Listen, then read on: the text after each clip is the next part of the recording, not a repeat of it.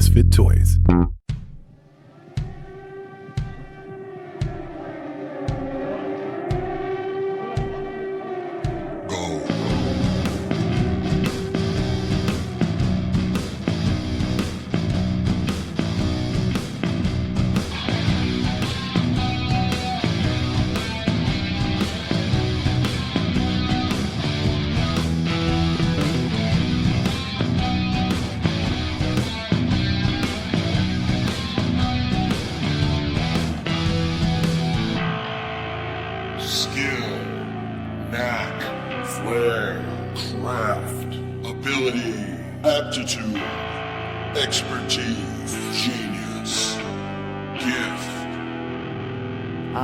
Fucking talent. Hey, what's happening, Mike Schmidt, 40-year-old boy podcast? How are you? Good? I should hope so. Certainly. It's February, which is, as we all know, the ass of months. Nobody likes it. It smells. It needs constant attention. I don't, wait a minute. That sounds like something I'm saying about me and perhaps my ass. No, my ass does not need constant attention. But what I'm saying is February itself is just a nightmare, right? It's a blight on our existence. Nobody cares for it. If we went to 11 months, you know, they always talk about, hey, man, what if we did away with that daylight savings time or whatever the fuck? And I'm all on board with that, too. Yeah, here comes the sun, as our friend George Harrison said. But if somebody said, hey, you know what? Instead of if you want to keep your daylight saving time, you idiots, let's get rid of February. Let's just call it like fucking Manuary, like between January and March. We'll give it a new fucking name, or make it even shorter. And I know what you're thinking to yourself, Mike. This is you speaking out against Black History Month. No, let's make fucking like August Black History Month. That'll be awesome, right? 30 days has September, April, June, and November. Yeah, there's 31 days there. Give them their due. Give Black Americans certainly the extra 3 days they deserve. What is there? 30 days has September, April, June, and November. All the rest have 31 except February, which has 28, which really kills that rhyme. I'm not going to lie to you. It cuts the balls right off of that rhyme. So I'm good. Thanks. I'm glad you're out there. I didn't get to do the plugs with our great friend Lily because she had a jaw thing and then a face thing. And she literally during the you'll hear her mention it. But at one point in the discussion, broadcast, whatever the fuck you want to call it, recording session, she had a hat on. She had like a beanie on throughout the whole thing, but then she pulled it down over her eye. And I mean, I can see her. So I'm going off in these fucking tangents and talking, and she's squirming and she's stretching her back and pulling her shirt down, or not her shirt, her fucking hat. She pulled her shirt down. Hey, we got a show. But instead she's pulling her hat over her eye, and I feel miserable that I'm making her sit there and engage while I talk about whatever the fuck I talked about. I don't want to give it away. Look, here's what I do. I call that a selling point. Boy, was I funny this week. So wait till you hear the rest of that show. Now I'm gonna make you sit through non-funny for a while here, but at the end of this, please know there's a monster at the end of this podcast, and it's me and Grover being fucking funny and making Lily cover one of her eyes because it almost exploded out of her head. It almost exploded. My mouth feels dry. Hold on, let's water it up. There you go. Let's get a sip of water. Now better. There's my tongue. All right, now I feel looser now. I feel better. I don't feel like I'm sticking. I don't feel like my teeth are sticking to my tongue. Through the teeth, the tongue, no, the lips, the teeth, the tongue, the throat. Is that what it is? It's like an old movie where they did vocal exercises. I know in Singing in the Rain, it was ta-te-te-to-too, which has never left my mind. You know, I saw Singing in the Rain in high school, and you wouldn't think to yourself, well, that's a movie you check out when you're a young man. But I was in mass media class, and we had to watch it, and I fucking loved it. It was magical to me. I couldn't believe it. Watched that. I watched The Wild Bunch. Watched The Graduate. That's when The Graduate became a really important moment in my life. Was sitting in mass media class watching that movie and being, because you're a kid, you're watching the fucking, Indiana Jones and all those guys, and that's fun. Movies are great.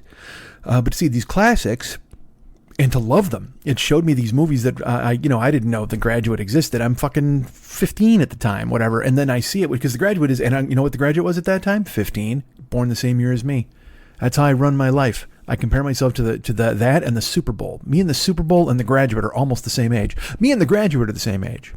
Me and the Super Bowl's like a year or two older than me, actually. 66 was its debut. So I guess it's a year older than me technically. But then they say that this is Super Bowl 57. And I'm, I'll be 56 this year. So I guess it's a year. It's just, they're just 6 months ahead of me. I don't know how numbers work. I'm not a guy who knows how numbers work. You expect me to handle this shit? I can't. But the Super Bowl is coming up. Who are you picking? What are you doing? Who are you choosing? What's your club? Here, brace yourselves, anybody who doesn't care about sports. Here's what I'm going to tell you. First of all, I'm excited for the Super Bowl because it is clearly the two best teams in the league. Number one in the AFC, number one in the NFC, colliding. Fantastic coaching in Kansas City. A coach coming into his own in Philadelphia. An Eagles fan base that's rabid, a Kansas City fan base that's vocal and ready for more because they have the best quarterback in the league, Patrick Mahomes, versus the best defense in the league, the pass rush certainly, a great offense. It's set up to be a classic. I can only hope that it is, but who knows if it will be. But I will tell you this: in the beginning of the season, and you can go back and check this because I'm just vain enough to have probably put that on this show earlier. I made my football choices with my friends. And here's what I do. I try to gin up my friends and go, hey, man, what's your Super Bowl choice? And I send a text out to 15 of my friends, and I get 3 responses back. And I'm like, guys, could you do something? I don't have a wife. All right, I know you have kids, whatever the fuck. You're watching a volleyball game. Pretend I'm included. Wouldn't that be fun? But I wanted to know what people thought. So in the beginning of the season, here was my choice. Beginning of the season for the Super Bowl to be played this weekend in Glendale, Arizona. Here's who I chose. And I was just in that stadium when I went and saw Michigan play against TCU in a game one of my friends would rather forget. But it was a fantastic exhibition of amazing offensive explosions. And maybe the Super Bowl will be the same, although I don't know. The defenses are rough. The pass rushes are rough. But I will say this: Kansas City injured, limping into the Super Bowl. And also they have their entire defensive backfield rookies. A lot of rookies back there. Will that be exploited? Well, it would be by a better quarterback. Jalen Hurts, a very good quarterback coming into his own, but also more of a threat to run, a dual threat. But he also has your Devontae Adams, and he has is it Devontae Adams or is Devontae? Yeah, he's got Devontae Adams because Devontae Green. What the fuck am I doing? How can I can't remember this guy's name? I know he's got AJ Brown. They can't have 2 color name receivers.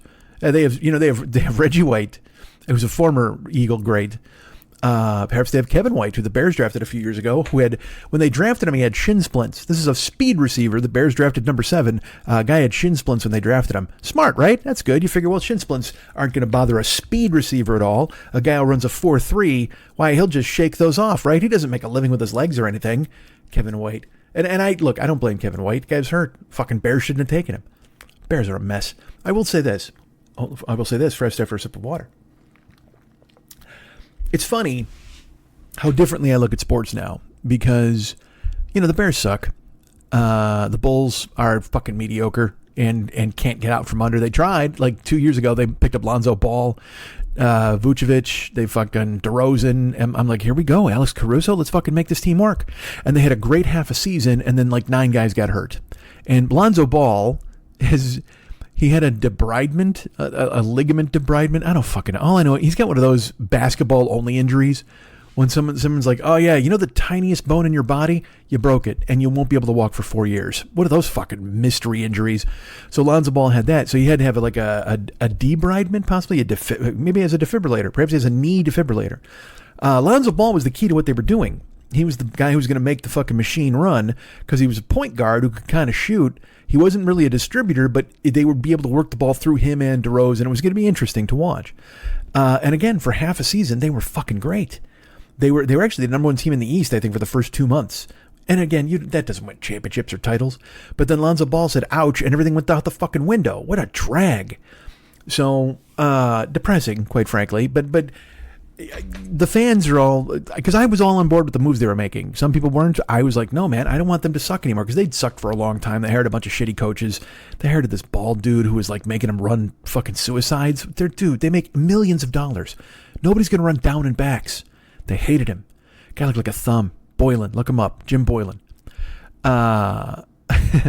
So the Bulls, they tried. They hired a whole new front office. They hired these new coaches. They hired everybody. Got a coach who had proven in the league, not proven to win titles, but proven that he could coach in the league. And now a lot of people want him fired, but it turns out they gave him an extension, and people are furious.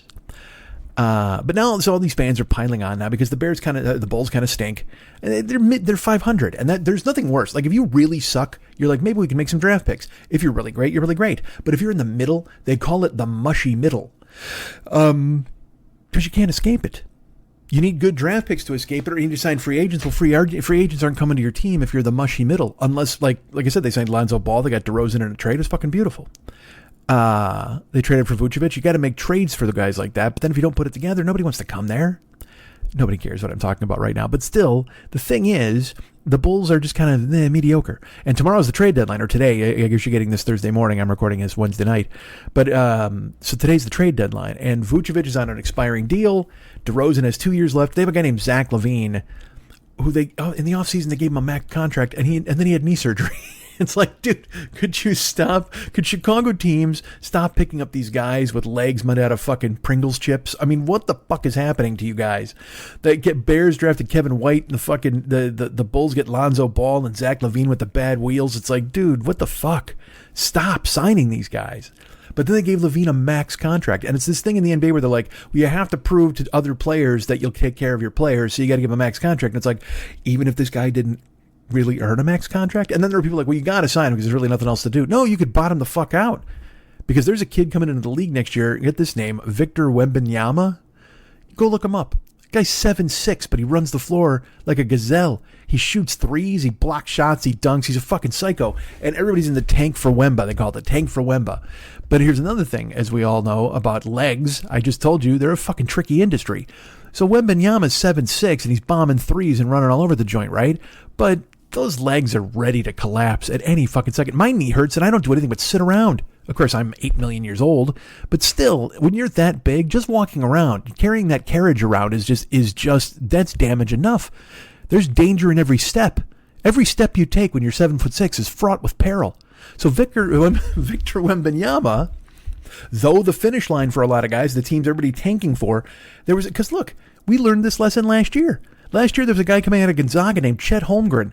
He played 1 year in college, I believe, and he's another guy. He's a beanpole, 7'3", played D, pick and roll, but he's like 7'3", and he weighs 170, one of those skinny, like postage stamp looking motherfuckers.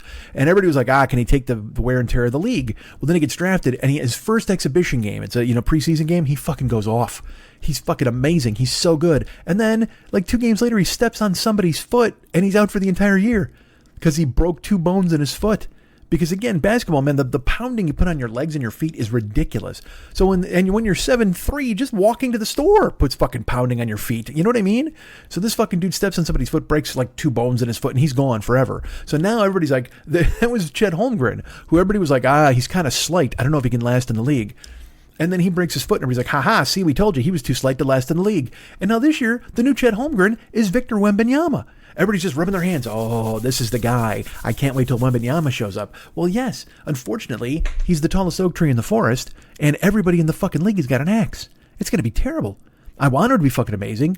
You know, not everybody's going to be Manute Bol going out there and just fucking bombing threes and being a freak of nature. Manute Bol, a terrible choice. He was a terrible basketball player. He was a 7'6" guy, but absolutely terrible. But his son's kind of a unicorn. His son's name, you know what? You're going to brace yourselves. Manute Bol. If you don't know him, Google him. But you know what his son's name is? You're going to crack up when I tell you. Let me do this. It's like a drum roll. His name is Bol.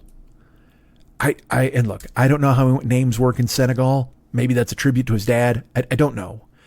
But his name is literally Bol. Bol. It's no Boutros Ghali, but it's close. Anyway, so the Bulls are in a mess, and today's the trade deadline. Who knows what they're going to do? But the Bears, they stunk last year. They were fucking terrible, but they had this kid that they think is going to be the quarterback of the future, and I'm excited for Justin Fields. That'll be fine if he does well. And then this year they got all this cap space. They got all these draft picks. They have the number 1 draft pick in the league. They can trade that for more draft picks. It's an exciting time to be the fan of a shitty team because you hold all the cards in the offseason. They have double the cap room of anybody else. There's a reason they sucked last year. Like they fucking peeled the onion and threw everybody away, got rid of all the good players except for their quarterback, and then let him run for his fucking life for 17 games, which was a drag. But now it all paid off. They got the number 1 pick in the draft. They can trade for a haul. They got to draft some linemen, and they have all this money, literally double the cap space of anybody else. They have like $98 million in cap space, and the Falcons have like 55, so I guess it's not technically double, but still, what are you going to do? Fucking pin me to the wall on numbers? What the fuck is wrong with you? You did your research? So they're going to go ahead and bring these dudes out, right? I'm going to sign a bunch of dudes, make all these draft picks. And here's my favorite thing. Like, people are speculating. They're like, you know what? Because they love Justin Fields, right? The Bears, it seems like they do. But their fans were like, you know what? They should trade Justin Fields and keep the number 1 pick and draft another quarterback. And people are like, why would you do that? Like, then they get 5 more years on a rookie quarterback contract, because that's the big deal in the NFL. After 5 years, you got to give your quarterback like $45 million a year. It's big against the salary cap. It's fucking a crusher. Okay, but if you want your team to be good, like Patrick Mahomes and Joe Burrow in Cincinnati and fucking all these other teams you have to have a quarterback. It's the most important position in sports, not just football. So you got to pay the quarterback. So but the fans are like, we can put that off. We can trade Justin Fields and keep the number 1 pick. And I see these people speculating on stuff like that. And like I said, to start all of this off, I look at sports differently now. Because I will tell you this, the Chicago Blackhawks suck. They're fucking terrible. They won 3 Stanley Cups in the time I've been doing this podcast. We've been able to enjoy 3 Stanley Cups with the Blackhawks. It's fucking amazing. But now they're a shell of what they used to be. They have 2 superstars from that era, one of which can still perform at an extremely high level. The other one is still a good to decent player. But they each make $10 million a year, and so fans are like, get rid of them. Well, this year they're probably going to trade them at the trade deadline. But the thing is, they have no movement clauses, so those players can approve any trade. And they're going to have to, and the Hawks are not stupid, because they're like, well, we can't force these guys out of town, because we'll be fucking, the Hawks have had a ton of trouble over the past few years with fucking sexual abuse and bullshit. So they're already looking terrible. It's just a matter of time until the Native American people come and get them to fucking change their logo. I mean, there's all this stuff is brewing, okay? Bobby Hull just died. He was a former Blackhawk, and they're not honoring him. They showed like a clip at the All-Star game, and I think they're going to have a video tribute for him at one game, but they're not going to wear a uniform patch. They're not going to put his number on the ice, which is crazy in one respect, because he's a legend. He's one of the greatest players in the history of the NHL, first guy to score 50 goals in 50 games, and also he was the guy who invented the curved stick. So he basically invented the modern slap shot. So an insane legend, and someone extremely important to where the NHL is now. However, Bobby Hull off the ice had 2 separate ex-wives accuse him of violence and domestic violence and beating them up. But and that's terrible. That's an awful thing, and that should be enough to disqualify him. But you know what? Are you looking for a cherry for that domestic violence Sunday? I think you probably are. Bobby Hull gave an interview where he said that Hitler had good ideas, but he went just a little too far. Now, I'll tell you this. I don't know if he was talking about Hitler's slapshot prowess. Perhaps there's some way Bobby Hull Hitler had an idea for a curved stick that they found somewhere in his papers in the bunker, and Bobby was like, ha, noted, when he was 7, and then he brought it to the NHL 20 years later. Who the fuck knows? And then also in the same interview, he said that we need to be worried because the black population is growing too quickly. I mean, look, those are repulsive sentiments, all right? But it's hilarious that anyone would ever say them, first of all, and secondly, that anyone would ever say them to a reporter. I don't know what your end game was. I don't know, because again, there's a thing where people think they're untouchable. I get it. You get to be famous or whatever the fuck, and you're like, nobody can fucking come after me. Look, all right, there's 3 levels, actually. One, to actually feel those feelings, to have those thoughts, to really think that Hitler had good ideas, but then, he kind of went awry when he killed the 6 million people thing. But then also think the black pipe, to think those things is a terrible thing. To have that blackness inside of you, that terrible void, that you would even consider those to be statements that you would believe in. Secondly, to say them out loud to anybody. I don't give a fuck if it's your neighbor over a beer. If we're mowing the lawn and then we sit down to listen to a baseball game on the old fucking AM radio, and we're just sitting there in the sun and it's lovely and the smell of new mown grass is through the air, and you turn to me and you go, Hitler really had some pretty good ideas. I think he just went a little too far. That beer is over. That nice meeting session, that porch discussion has finished, and we will never have another. I don't want to hear any. I am not interested in your ideas, and I would not be interested in subscribing to your newsletter. I could not be less interested in you and your Hitler bullshit. And even worse, like, what if even if I stick around past the Hitler, all right, even if we get through that, because I really want to hear this baseball game. And look, the sun is shining, the grass smells terrific, the beer is ice cold, and I'm listening to the ball game, and you drop Hitler as a good guy on me. I'm gonna be a little weirded out, probably a lot weirded out. And again, like I said, normally in who I am, I march the fuck out of there. I leave. We're done. But just say the beer is just cold enough, and the game is tight enough. It's interesting enough to where I'm okay. The comfortable porch swing. We're having a good time. I can overlook the Hitler. If I even make that leap, and I can't. I'm telling you right now, I can't. But if I decide to in that moment, because the beer is super cold and the game is really good, if you come at me with when I don't disagree on the Hitler, and because then you're thinking, well, this guy's on. He's with me. Obviously, if I busted out the Hitler material early and he's still here, wait till I drop this on him. Hey, did you ever think that maybe the black population in America is growing way too fast and we need to do something about it? I don't care how cold your beer is. I don't care how great the game is. We are now finished. You are on your porch swing alone as I march next door and make a note of never talking to you again. I tell my 1950s wife in her poodle skirt that we are not to go and make anything to do with the neighbors, and I immediately make a telephone call to somebody who builds fences. That's all I'm doing. Our shared property is over. No more Saturdays of mowing and beer and baseball with you, friend. I'm going to just fucking tool time you the rest of your goddamn existence and just peer at you over the fence and wonder what fucking blitzkrieg you're putting together in your goddamn house against black people, you fucking loser. So he did that. And my favorite part is like, so Bobby Hull then dies recently, right? Last week or something. And there's a guy who writes for the Athletic. He's a Blackhawks beat writer, and he basically says, look, man, you can't separate this stuff from the ice. And it's going to be weird to see, especially the Hawks have had so much bad PR over the past few years, what they're going to do about Bobby Hull. And in the comment section, look, can we admit that this country as an experiment is over? I don't even want to say democracy or whatever the fuck. Can we just admit that discourse has destroyed us and laid us low, and we'll never be able to come back from it?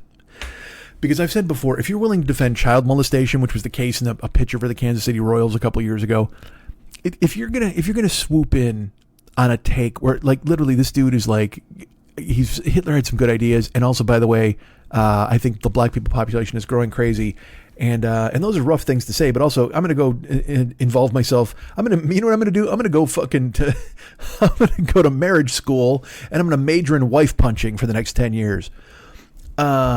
Fuck that guy. But these people come in to defend him. My favorite is people like, oh yeah, I believe every article I read from the Moscow Times. Oh, like a reporter has never twisted anybody's words before. I'm like, I don't look, man. Bobby Hull denied it. Okay. He denied it after it came out, but then his fucking daughter came out and said, it sounds like my dad. Which is damning in itself, right? Because I'll tell you what, even if the daughter is getting revenge on you because she watched you fucking knuckle dust her mom for years, you deserve it. Because you know why? Because you threw her mom in a fucking hammerlock every fucking time you woke up in the morning and the coffee wasn't warm enough. So you deserve your daughter outing you as a Nazi and a racist. Why not? But these fans defend him. And they also move the goalposts. What about Ray Lewis? What about this guy? What about that guy? Yeah, Ray Lewis is a shitbag too. He killed somebody. So what? What about Ray Rice? Yeah, he punched his wife in the face on an elevator. Fuck him. He never played in the league again. I mean, what are you trying to prove when you keep going? If you're always going to lose the game when you show up with, what about this scumbag? Yeah, that's a scumbag. I got news for you. Everybody's a scumbag. Those guys are scumbags, and you don't need to fucking go ahead and worship them hero-wise. And I'll tell you what, here's the deal. It's not like the Blackhawks struck the guy from his fucking Hall of Fame. It's not like the NHL took him out of the record books. Then they're going to have a video tribute because there's enough of these fucking cantankerous World War II veterans who, despite his praise of Hitler, still think Bobby Hull is a hero for some reason. And they're going to come to the game because of that. They're going to spend money and buy hot dogs and talk about how these kids today don't know anything about a slap shot. But realistically, you know what I mean? You shouldn't honor this fucking guy ever. He said and did terrible things. And again, this gets to the larger picture of, well, you could say that about anybody. You're right. I just did. You can both sides it. You can go, well, what about this guy? What about that guy? Yes, that guy's terrible. Yes, that person's terrible. I will constantly play this game of who's more terrible tennis, and I will fucking return everything with verve and vigor. Vim and vigor, perhaps. I will just fucking blast balls over the net at you, and you can go ahead and return them. That's fine, but I'm going to constantly, you can send 100-mile serves, you can Rod Laver the shit out of me, and send me all the fucking most vicious serves you possibly can, and I'm going to return them all. Yeah, so? Yeah, yeah, that guy's terrible too. These guys are all terrible. Just keep hitting tennis balls at me. Go tell with fucking names of guys who've beaten their wives, and I'm going to go, awful, terrible. Ban him too. Ban them all. I mean, and I'm sure you're going to find some here. Because look, like I said, Mike Schmidt said some racist bullshit a fucking couple of years ago. Mike Schmidt was my idol growing up. I went to fucking Cooperstown when I got inducted when I was an adult. And he works in the Phillies booth. He's a terrible broadcaster, but he's a Phillies legend, so they keep him around. But he made a comment, and look, thankfully, Mike Schmidt has not opened the book on Hitler, so that's good news. I mean, I don't have to worry about that. But who knows? You get older, they get more comfortable saying dumb shit.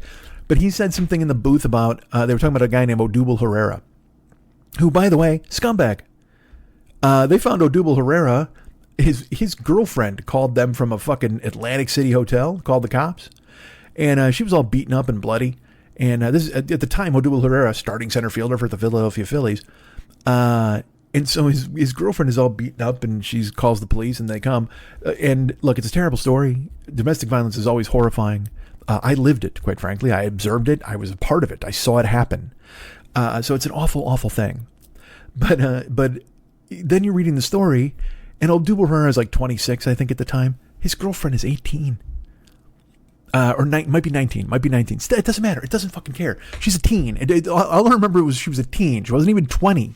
And that's the Major League Baseball's girlfriend in a fucking Atlantic City hotel. She's not even old enough to go gamble downstairs. That's why she had to sit in the room and eat right hooks, because she's not old enough to go downstairs and play craps. So she had no fucking choice. So Odubel... So before the domestic bullshit, he was on the team, and he was always kind of there's a term in baseball, a hot dog. Okay. He played with flair, but I will tell you this, there are some guys who just play with flair, because some guys enjoy the game or they have fun playing the game. And there's a big thing now not now, it's been forever. And it always seeps out of the ground occasionally, the racist undertone of baseball, that Latin players don't care about winning. They care more about looking good. It's like white men can't jump. Hey, Sidney Dean, how many dinners that chains at your family back? You know what I mean? They think, and Odubel was Latin. I believe he was Dominican. And so Mike Schmidt in the booth brought all that out on a broadcast. He's like, well, Odubel, the thing is, a lot of Latin players, they don't really try, and they don't want to do this. They care more about looking good. And I'm just like, oh, you weird fucking grandpa. Why couldn't you just be the guy with the perm who hit home runs? That would have been fucking awesome. The guy who shared my name, and I loved it. It was my favorite thing. Now, look, it didn't end my admiration or the memories I have of Mike Schmidt, but it made me go, come on, dude, what the fuck? So that's what I mean, is there's that weird gray area. Everything's a gray area. Everything in the fucking world is a gray area. All these people telling you, you can't do this, you can't play that, you can't listen to that, you can't watch this movie, you can't read this. Why? I can, and I support your cause, and I hope things go well for you. And if you need, if you want me to vote for it, I'll vote for it. You got a piece of paper, I'll sign it. But as far as this non-college bullshit you're giving me, I got 4 words for you. Learn to fucking type. See, I go 4 words. I'm not because I'm not Mr. Pink. I don't go 2 words on you. All right. So the thing is, this racism thing is bubbling always, constantly, everywhere. Everything is. All the discourse is just terrible. We've talked about it a million times. So, I don't even know how I spun into Mike Schmidt. Oh, because the Hawks suck. So yeah, they bury Bobby Hull, and now this thing's going to happen. But they also stink. So now the fans are like, oh, this is a tank year for the Hawks. Hey man, the Hawks are going to tank. They're going to suck. It's going to be awesome, because here's the thing: there's a generational talent about to be drafted in the NHL. It's a kid. But if you don't follow hockey, you probably still know who Wayne Gretzky was, because he did a really weird Saturday Night Live once. So maybe that's why he's on your radar. But he's the greatest hockey player of all time. I consider myself lucky to have grown up watching him. And then you've got your Sidney Crosby, you've got your Mario Lemieux, look, you've got your Bobby Orr, if you want to bring that up for my friend Ken. You can't argue with these guys. They're all fucking legends. Well, there's a kid who's being considered a generational talent who's about to be drafted. He's considered in the class. I mean, not Gretzky, because Gretzky's Gretzky, but he's considered in the Sidney Crosby class, who's also, a little below Lemieux. Because clearly Gretzky, Lemieux, and Orr, top 3 players of all time. You can't argue with that. And there's guys I love. I love Mike Bossy. I love, from the Islanders, maybe certainly top 5 goal scorer of all time. Look, I don't want to argue, and I don't want to bore you with hockey records, but what I'm telling you is there's a kid who's about to be drafted. His name is Connor Bedard. Google him if you'd like. He just played in the national tournament, for Team Canada, and I think he had 19 points in 5 games. I mean, and that's against other countries' best players. All right, not NHL players, but juniors, like they're young guys. Because this Bedard, I think, is 18, maybe, might be 17, and he's eligible to be drafted this year. So the Hawks, what they did in their wisdom, because they're like, what we should do? What if we got rid of everybody that's good? They just did a major league where they just got rid of every single player. They signed a couple guys because they had to reach the fucking salary floor, and they were hoping to spin them off for draft picks. A guy named Max Domi, Ty's kid, and they're looking to trade these dudes, right? So, and they're looking to suck, and it's working because right now the Hawks and the Columbus Blue Jackets are the 2 worst teams in hockey, record-wise. The Coyotes are pretty bad too. The Ducks, they're fucking awful. But the thing is, the important thing is the Hawks want to have the top odds for the draft lottery. And I will tell you this, there's a lot of people who say, the draft lotteries are fixed for the big clubs. Like a lot of times, they all thought the NBA fixed it so Patrick Ewing would go to New York. And they wondered if maybe the Bulls got it fixed so they could get Derrick Rose, like all these different things. And I'd say, I don't really believe in that. I believe the Nick one, maybe. It's a weird conspiracy sports theory, but that I kind of maybe believe. But I don't think they've really worked out any other fucking fixes. But I don't think that the league would be upset if the next great superstar was in a media market like Chicago. I'll tell you that. I know what they don't want him. Phoenix. They don't want him in Anaheim playing for the fucking Ducks. They don't want him in Columbus playing for the Blue Jackets. And look, if you live in Anaheim, good for you. If you live in Columbus, God love you. I've played the Funny Bone there, or the Improv, or whatever the fuck it was, and it was great. No, it was the Funny Bone. I had a great week. It was fantastic. Went and saw the Clippers when they were still there. Fun. If you're a Phoenix person, I good for you. I have a friend who lives in Tucson, and if you're from Arizona, God love you. Stay out of the heat and don't vote for a nut. But you're not getting Connor Bedard, because if ever the league fixes the lottery to make sure that the good teams get the best guy, the big markets. If that's ever been true, I hope it's true this year, because oh my God, do I want the Blackhawks to get Connor Bedard. He's ridiculous. Go what, dude? There's stuff. Me and Gil Martin one night. I was all last year. I watched the hockey playoffs at Paul's, so we'd watch hockey and then we'd go to YouTube and just watch hockey clips. And there's clips of Connor Bedard doing ridiculous shit. There's clips of Patrick Kane doing stuff. I mean, again, if you ever see these guys, because again, you think they just play hockey, which is great, but then they do these skills challenges. There's the thing with Patrick Kane. He's got like 80 pucks around him, and he stick handles through all of them and doesn't touch anything. It's fucking crazy. There's one, I don't know if it's Bedard or Sidney Crosby, but he's shooting pucks off the boards with another puck, and he never touches the boards. Fucking, we're just watching it and just going, this is a miracle. Like, who could ever do this? Well, the new guy's here, Connor Bedard. He could probably shoot the bottle cap off a fucking soda bottle, and he's the guy. And I want him so fucking bad to be a Hawk. But here's the thing. So everybody rooted this year for the tank. Oh, man, we want the Hawks to tank. So when you say you want the Hawks to tank, you don't really watch the games.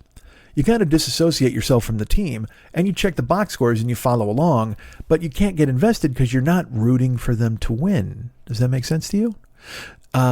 Which seems so antithetical in sports, because you want your team to win, but when you're going for the tank and you're rooting, the big win is getting the better lottery odds so you can draft the superstar and be great for the next 10 years, right? That's what you're rooting for. And when you're rooting for the team to lose, you don't want to fucking watch them. You just don't become as invested as you usually would. In fact, I find myself getting angry, like when I see Columbus lose. I'm like, God damn you, Columbus, fucking wake up, win a game, God. And so I'm actively rooting for the Hawks to lose. And that feels gross. I don't like it. I'd much rather have a really good team. With the Bulls this year, I'm rooting for the Bulls now to tear it down. I want them to trade a bunch of guys today so they can change it up, or at least tank for fucking get Wemba in town with his fucking balsa wood legs. I don't give a fuck. Bring him to town. See what happens. Anything new. The Hawks blow. Let's fucking really blow and get Connor Bedard in town. Thank God for the Phillies. Phillies went to the World Series last year, and then they just fucking had an awesome offseason. You know how excited I am for baseball? Holy fuck. They had an amazing offseason, signed the best free agent that was out there. Fuck you, Aaron Judge. They signed Trey Turner, brought him in to play short. Perfect fit for that lineup. Going to hit on the top of it. Going to be amazing. They're just going to bludgeon teams. It's going to be fucking beautiful. And so I have them to root for. They get all my love because the Bulls, mushy middle. The Bears blow, but although now in the offseason it's going to be better because you're doing a bunch of trades and things like that. And then the Hawks are totally fucking awful. But, you're tanking and hoping they somehow can get Bedard. So I just went through with both the Bears and the Blackhawks, essentially rooting for my team to lose. Like, I wanted Justin Fields to grow as a quarterback, but I wanted the team to fucking lose so they get the number 1 draft pick. And they did. It was crazy. And it was a fluke that they got it because the Houston Texans were ahead of them the whole year for the final draft pick. And then the Houston Texans won on the last day of the year to fucking drop the number 2. And it was like, yay, Houston, good for you. Bulls with the number 1 pick. Bears with the number 1 pick. So when I say I look at sports differently now, I'm so ecstatic for the Phillies. Went to the World Series last year. I'm ready for them to fucking take the field now. Rooting for the Bears to lose. Rooting for the fucking Bulls to break up the fucking squad and get out of the mushy middle, and rooting for the Hawks to lose. It's a weird way to view sports. It's a weird prism to look at your favorites. Because again, I love sports. I've loved it since I was a kid. And I really, when I was a kid, I'm like, I could tell you the starting lineups on every team. Like, I was so, as I mentioned, I came from a home filled with domestic abuse. Losing myself in box scores was not hard. So I loved it so much, and I've loved it my whole life. I watched LeBron yesterday break the NBA record for scoring, and again, as I've mentioned, all the people I went to high school with are racist, so they think LeBron's terrible, and he's not classy enough. He's this, and it's like, shut the fuck up, man. LeBron is a miracle. He's a top 5 player in the history of the NBA. And I know there are people who think he's the greatest, but I don't want to have that argument with you right now because, let's face it, Michael Jordan is the greatest. But anyway, there's also, if you love your Kobe, you love your Kobe. That's why I don't want to argue it. You can make a big case for LeBron to be the greatest, and I'll say, yes, that's cool if you feel that way. But sports are life or death. Everybody wants to fucking fight. Marcus of Queensberry, slap a glove across the face because they think LeBron's better than Jordan. I'm like, all right. I guess if you want to die on this fucking hill. But when I view sports through this prism of these teams and you're rooting for them to lose, and so then the Blackhawks, people are like, well, even if they get Bedard, it's going to take 5 more years for them to be good. And the Bears are tearing it down, and they're hoping they have a great team within 3 to 5 years. And you hear these things, and they're like, cool, you're rooting for it. But at the same time, man, I'm old. Like, I'm fucking 55 now. I don't know how many fucking years of sports I have left. So it's a lot easier when you're 25 to go, yeah, no, tank, this will be great. We'll get this guy. He'll be good. Than it is when you're 55 because I don't know how many seasons I have left to watch. Do I want to watch shitty hockey till I die? Isn't that a death itself? To sit there and watch shitty hockey and root for nothing and garbage. And look, we only root for laundry. I get it. And sports isn't that important. I understand. But you know what, man? It's important to me. I love it. I love sports. I love my favorite teams. I love other teams. Oh, and I didn't even tell you about the Super Bowl. We'll get to that in just a second. But I love my favorites. I'm rooting for them. And if I have to root for them to lose so they can get better, I totally understand it. But it is a weird feeling because knowing I could be dead. I could get hit by a bus tomorrow. If that bus somehow jumped the curb, made it through the courtyard and smashed into my apartment, because I'm not fucking going anywhere tomorrow. But that's what I mean. It's like I could fucking, anything could happen. And I have so little time left. And I know that's ridiculous. I'm hoping I have 20 good years left, whatever. But still, to give away 5 of those to shitty hockey just seems like a fucking waste. I want my team to be good all the time. I know you're thinking like, well, then don't pay attention to hockey. Well, no, I love hockey I will tell you this, because I love sports as much as I do. And I was a fan as a kid of everybody. Like, I loved watching sports. Did I want the Bulls to win? Yes, but I also wanted the Golden State Warriors to win. I loved them as a kid. I loved the Philadelphia 76ers when I was a kid. I wanted the Bears to win, but I loved the Raiders. Jesus, did I want the Raiders to win? I loved the Eagles. I wanted them to win. That was the thing, is I I wasn't a guy, because I know people who are like, when the Hawks suck, they just don't pay attention to hockey. Fuck that. I love hockey.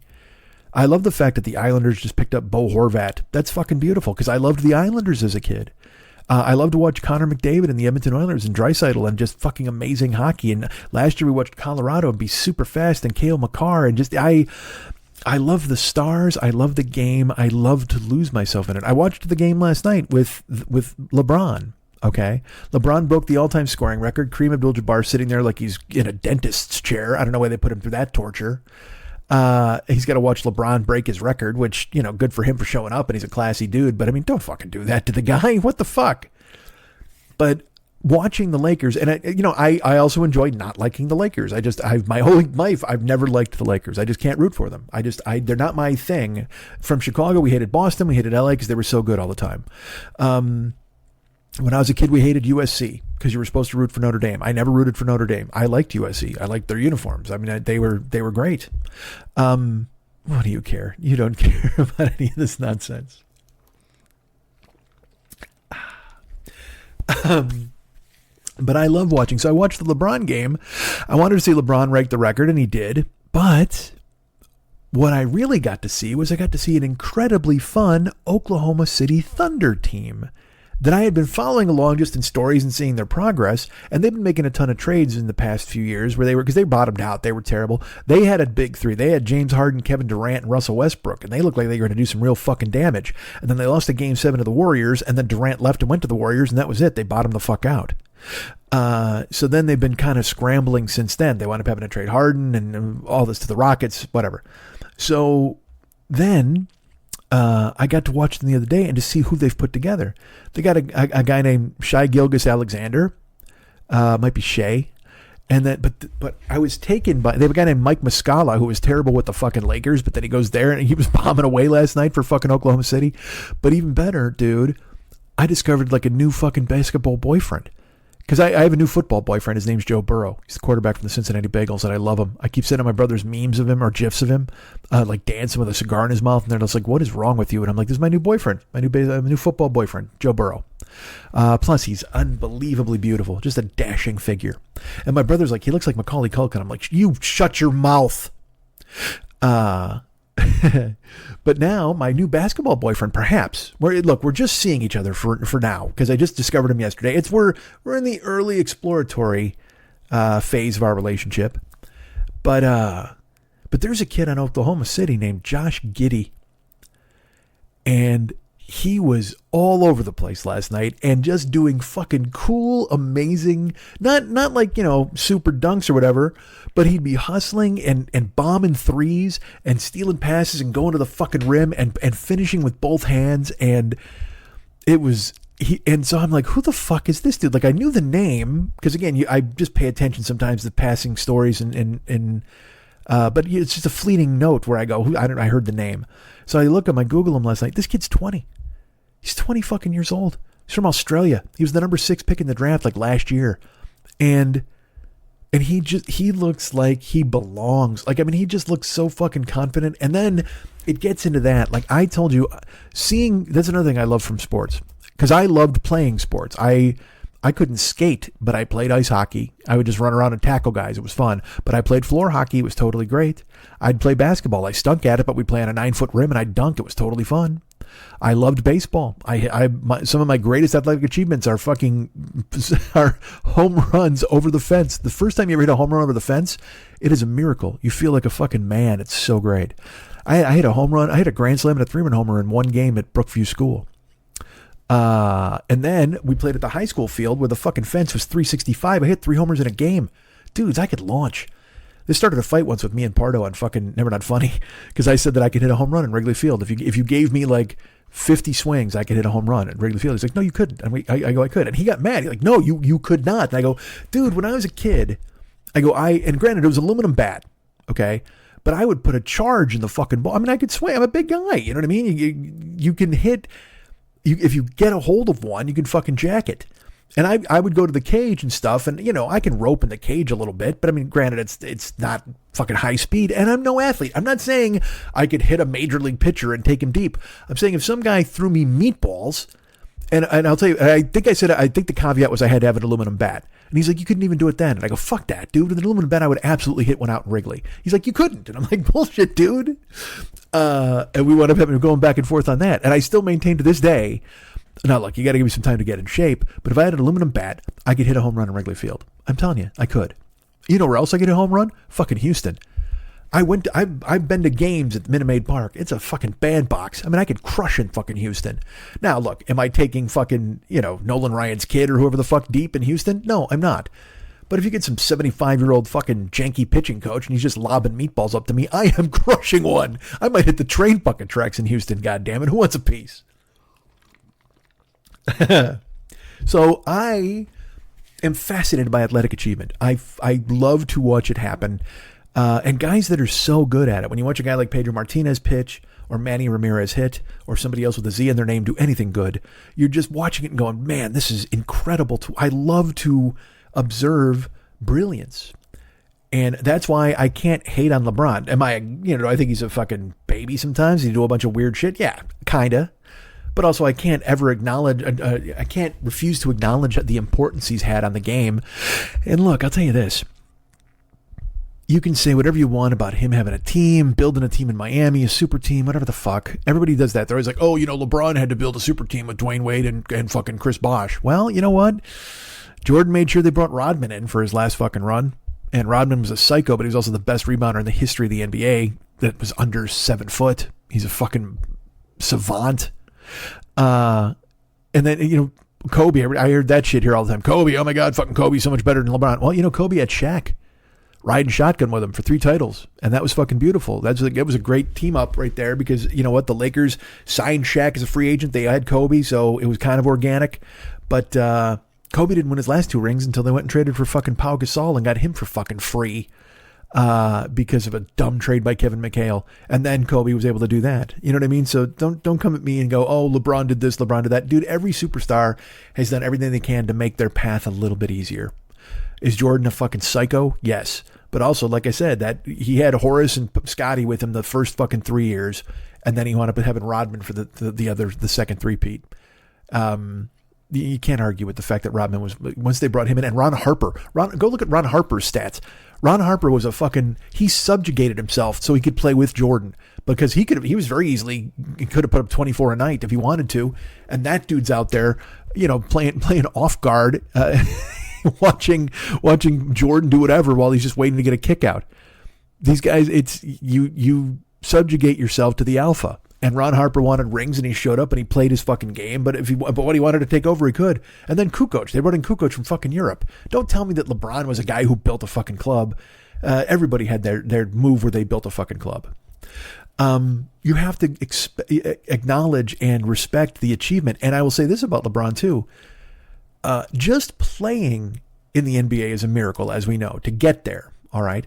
But dude, to stay healthy for 20 fucking years and then break the all-time scoring record in the history of the league, because everybody's trying to run it down. Oh, LeBron shot a lot more 3-pointers than Kareem. Oh, LeBron did this. Fuck you, dude. Fuck you. Fuck you. LeBron is a fucking miracle. And yeah, Kareem scored differently.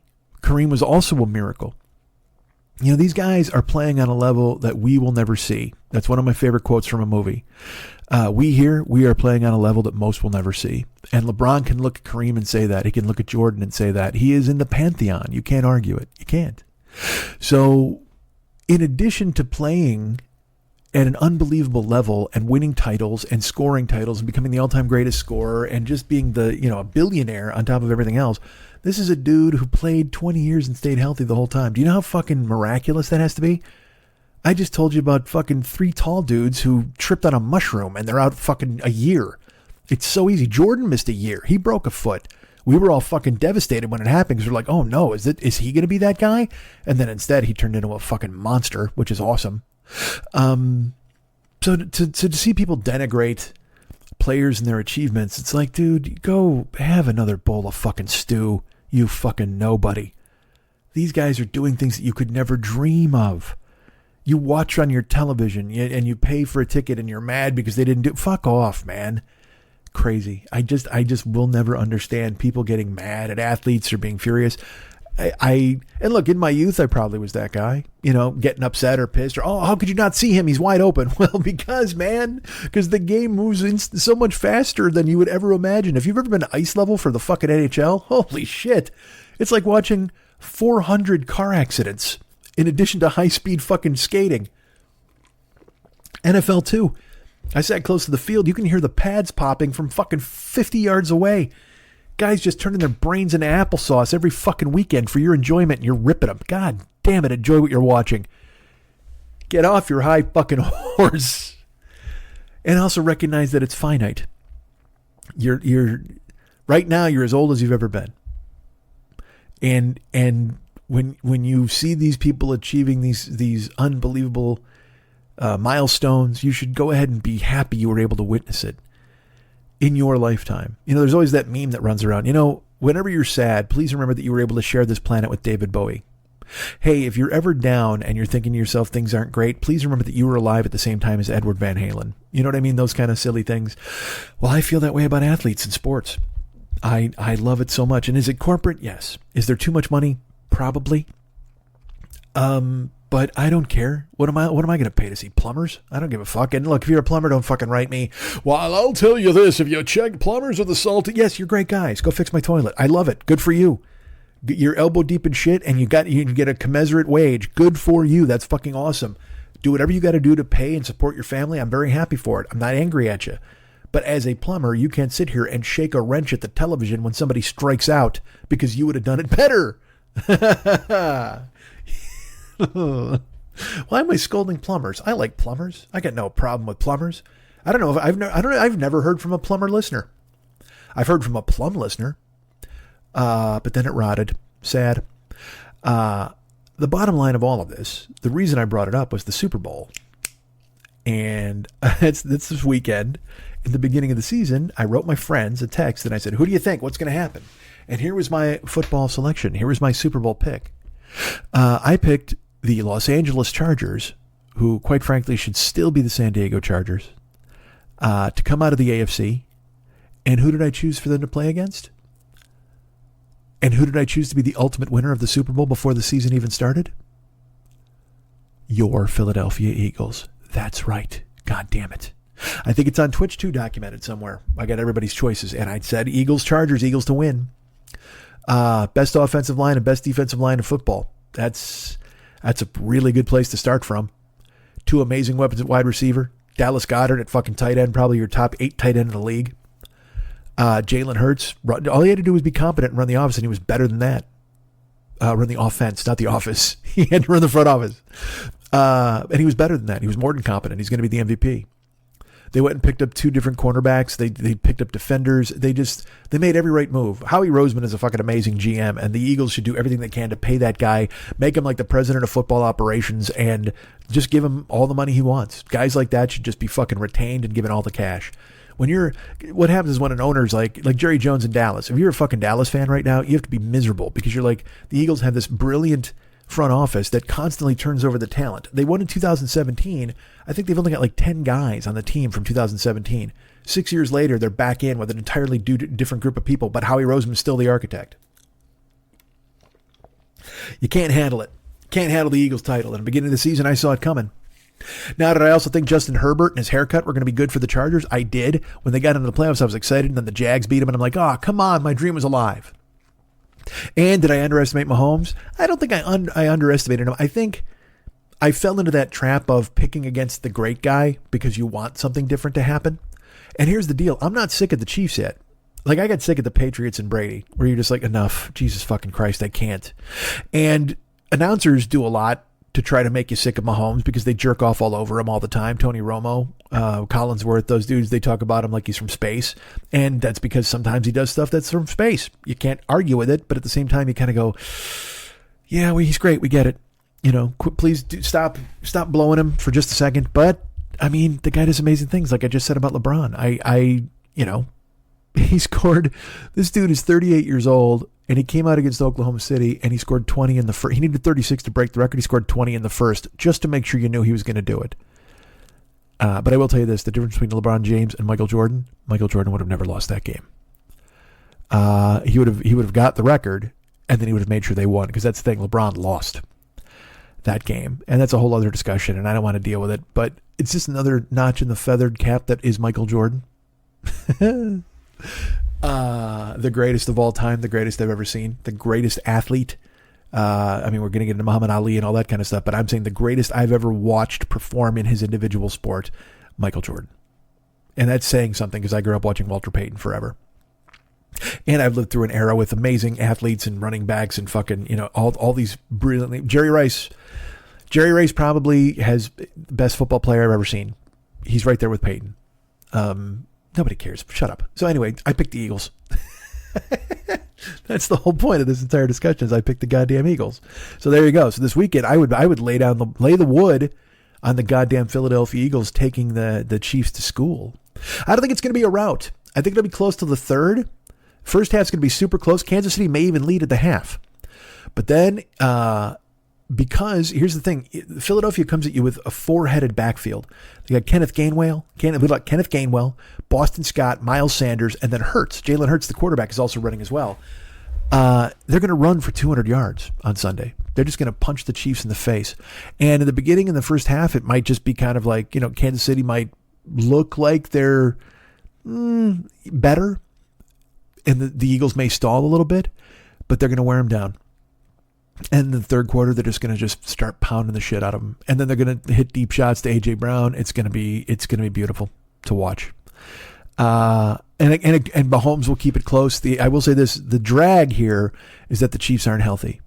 Like, all their skill players are dinged up, even Mahomes, and it's dangerous to have a quarterback with a bad ankle against a team that literally had 75 sacks combined in the offseason, in the season, in the preseason, or the postseason.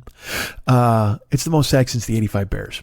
They're machines, and the Eagles just come for you. And Mahomes, if he was full on scrambling Mahomes, then you'd be like, all right, well, this is going to be beautiful to watch. And I think Mahomes is a magician, and he's going to make great things happen, but eventually they're going to get him. And the Eagles are going to wear them down. And do you want a final score? Is that what I hear? Do I hear you people rattling your sabers and trying to get a final score out of me? All right, let's see what it's going to be. I think at the half, I think the Eagles will be trailing at the half. I think they'll be down 17-13. I'm looking for a high score. I'm looking for the over, probably, although I don't know what the over is. But I mean, if that's 30 points in the first half, that's a lot of scoring. I say 17-13 Kansas City at the half. But then the Eagles will just wear them down. They'll put up 3 touchdowns in the second half, and they will win 34-23. They won't allow a touchdown in the second half. I'm going to say right now 34-23. I take the Eagles. I think that's the over, and the Eagles lay in the wood. But bet it, and everybody send me a cut. But I'm excited because I think in the second half, the Eagles are going to really assert themselves with the run after having worn them down all through the first half. It's going to be beautiful. And Kansas City's injuries will wind up biting them in the ass. They won't get blown out. Like I said, I'm not sick of Kansas City. I wanted them to beat the Buccaneers because, again, Brady. But I wanted them to beat the Niners when they beat the Niners. So I do still like them. I'm rooting for them. But there's a new sheriff in town. His name is Jalen Hurts. All right, should we do some plugs? Probably, right? I got to be honest with you. I did not plan to do this, to talk this fucking long, but whatever. Did you know I'm part of the Misfit Toys Co-op? Oh my Christ, I am. Hey, you know what? Let me do this. Hold on. You guys can get me at Mike and MikeSchmidtComedy.com. You can follow me at Twitter.com/the40year-old-boy. You can be my friend at Facebook.com/the40year-old-boy. And you can find me at Instagram, Snapchat, and TikTok at Mike40YOB. That's Mike40YOB. I am becoming more and more enamored with TikTok. I'm getting sucked in and watching people do things all the time. These cooks. I found a horrifying... Well, I'll talk about this next week. I don't want to get into it. We've talked far too much. Let me make a note of that. TikTok. I'm not making a note. You guys can get me at Mike at MikeSchmidtComedy.com. You can be my friend at Facebook.com/the40year-old-boy. You can follow me at Twitter.com/the40year-old-boy. While that site exists, I don't know what the fuck's going to happen to it. There's been all sorts of bullshit going on the last couple days. And then Instagram, Snapchat, and TikTok at Mike40YOB. Find me on there. And I'm part of the Misfit Toys Co-op. And that involves great shows like No Fun with Jen Kirkman and The Todd Glass Show and Doug Loves Movies and Never Not Funny, which is my great friend, my friends Jimmy Pardo and Matt Belknap running that show, with Garrett and Elliot running Shotgun as well. So go check it out, man. Those are good shows on the Misfit Toys Co-op. I don't know if I get a cut, but I might someday. If they ever remember to send me an email and bring me in the loop, who knows? We have fantastic sponsors for this show. We have the lovely and talented Paranoid Strain podcast. It's our great friend, Fearful Jesuit, who I exchanged texts with this week. Glad he's doing well. Glad the show is getting some notice. More people have going ahead and finding it. I guess it was mentioned on some a very prominent website / podcast repository this week and got some new listeners, and rightfully so, because it's an incredibly produced show. It's well written, and Jesuit's voice is ridiculous, and Dana Unicorn is so good. They're delving into conspiracy theories, talking about Q, tearing the lid off modern conspiracies and conspiracies in the past. They're just lighting your way through this unbelievably tainted existence that we all try to just survive. And go ahead and let them be your Sherpas through it. Let them show you the pitfalls of believing in things that you shouldn't believe in. And let them tear the scabs off of old wounds that have healed over conspiracies that should never be mentioned again unless it's done humorously and professionally by my friend Fearful Jesuit. The Paranoid Strain podcast, available now wherever the best podcasts are found. Go ahead and leave a review in the store if you can still do that kind of thing. Send them a note if you want to. theparanoidstrain@gmail.com. theparanoidstrain@gmail.com. Tell them it's great. And tell them I'm great. Why not? Go ahead and, can't help but jerk me off a little bit. Go ahead and do that. Also, the Phlegmcat podcast is out there now. That's our friend David. The Phlegmcat podcast. The Phlegmcat podcast. That's 4 words. The Phlegmcat podcast. Phlegm is PHLEGM. Don't get it twisted. Don't go with FLEM, because then you're going to wind up in a whole subworld of Flemish podcasts, and those aren't interesting to anybody. Not even the Phlems. Is that short for Flemish? Or I'm sure there's the Flemish. Well, actually, Phlems sounds like it would be a slur against the Flemish. I apologize, Flemish. I was not trying to tear off scabs in your world either. Look at these Phlems. Oh my God, everything was going fine until the Phlems got here. It sounds like saying the Welsh. I'm sure the Welsh are terrific. Tom Jones, don't yell at me. What's new, pussycat? Whoa, whoa, whoa, whoa, whoa. Oh my God, I wish you could see what that looks like in the Audacity. It's normally just talking, but that's just blocks of solid blue. Water. So I apologize. I apologize unreservedly to the Phlems. The Phlegmcat podcast is available now. It's our great friend David Hernandez. Go be his friend at facebook.com/DavidMexHernandez and tell him you love him and you love the show. You love Derek, and I heard there's been a breakup. There's been an unfortunate schism amongst the sphincters. Doom Sphincter and Meat Sphincter, I think is the other name. There's a row. There's a row going on. And that's tough in the world of music because look, musicians come together. They don't have to like one another. They usually just fucking bang out beautiful music together. Sometimes it's a combustible relationship. And as we can see now by what's going on in Sphincterville, terrible things can happen and tear bands apart. So hopefully they can work through their operation and get back together as a well-honed machine of finger cymbals and glockenspiels. Let's get them going. Finger cymbals and glockenspiels. That's the doom. That's the Sphincter experience. Phlegmcat podcast available where all the best podcasts are. And also, if you want to hire David to do some art, like I said, become his friend at facebook.com/DavidMexHernandez, and then go check out his photos and all that stuff. He's got artwork that you can see that he's done in the past, and hire him to do something for you because he's super fucking talented. And I think you should yawn and then hire him to do all the good things. Well, hire a picture of him. He can paint you yawning. Why wouldn't he do that? That'd be great. It's funny, now that we're in the plugs, it feels like last day of school, so I'm starting to slur words, and I don't mean to. I apologize. I will try to enunciate better. But it's that thing now where I'm cooking I'm like, I'm so close to the end. My work's almost done. Yay. For the week. Now I can go into the car and talk to strangers. Yes, that's what I was meant to do. Who wants to hire me for Cameo? Is it you? Is it you? Our friend Scott just hired me for a Cameo. I hope he enjoys what he gets. Would you want to be the new Scott? I think you would. Are you thinking to yourself, you know what, man? I'm pretty cool. But am I as cool as Scott? Well, I'm here to answer that question and tell you no, you're not. Because Scott gave me $15. And that's all I need to tell you guys that Scott is the best. Don't you want me to tell people that you're the best? then send me $15. I'll tell you what, if you hire me for Cameo, that's great. It costs you $20, $15 to me, $5 to the VIG, which is fine. But if you just want to send me $15, I'll still say you're great. Doesn't have to be on Cameo. I'll tell people that you're awesome if you give me $15. That seems like the going rate for telling people they're great or telling the world you're great. I mean, look, I'll tell you you're great for $10. But if you want me to tell the world you're great, it's going to be an extra $5. Got to throw an extra Finn on there. Got to throw an extra Abe Lincoln my way. And get me to say good things about you for $15. I'm happy to do it. I can do it via Cameo, as I mentioned, or I can do it here on the show. That's the going rate, $15. But hire me. Go to bookcameo.com or get the Cameo app on your phone and ignore all of the popular people and try to dig deep and find me in the deep, dark, cobweb-filled recesses of the Cameo app, and you'll see me with my face right outside of an LAX gate. I'm going to share this with you. That picture that you're going to see right there, that was me returning home from Dubai, from my trip, one of my trips to Kuwait.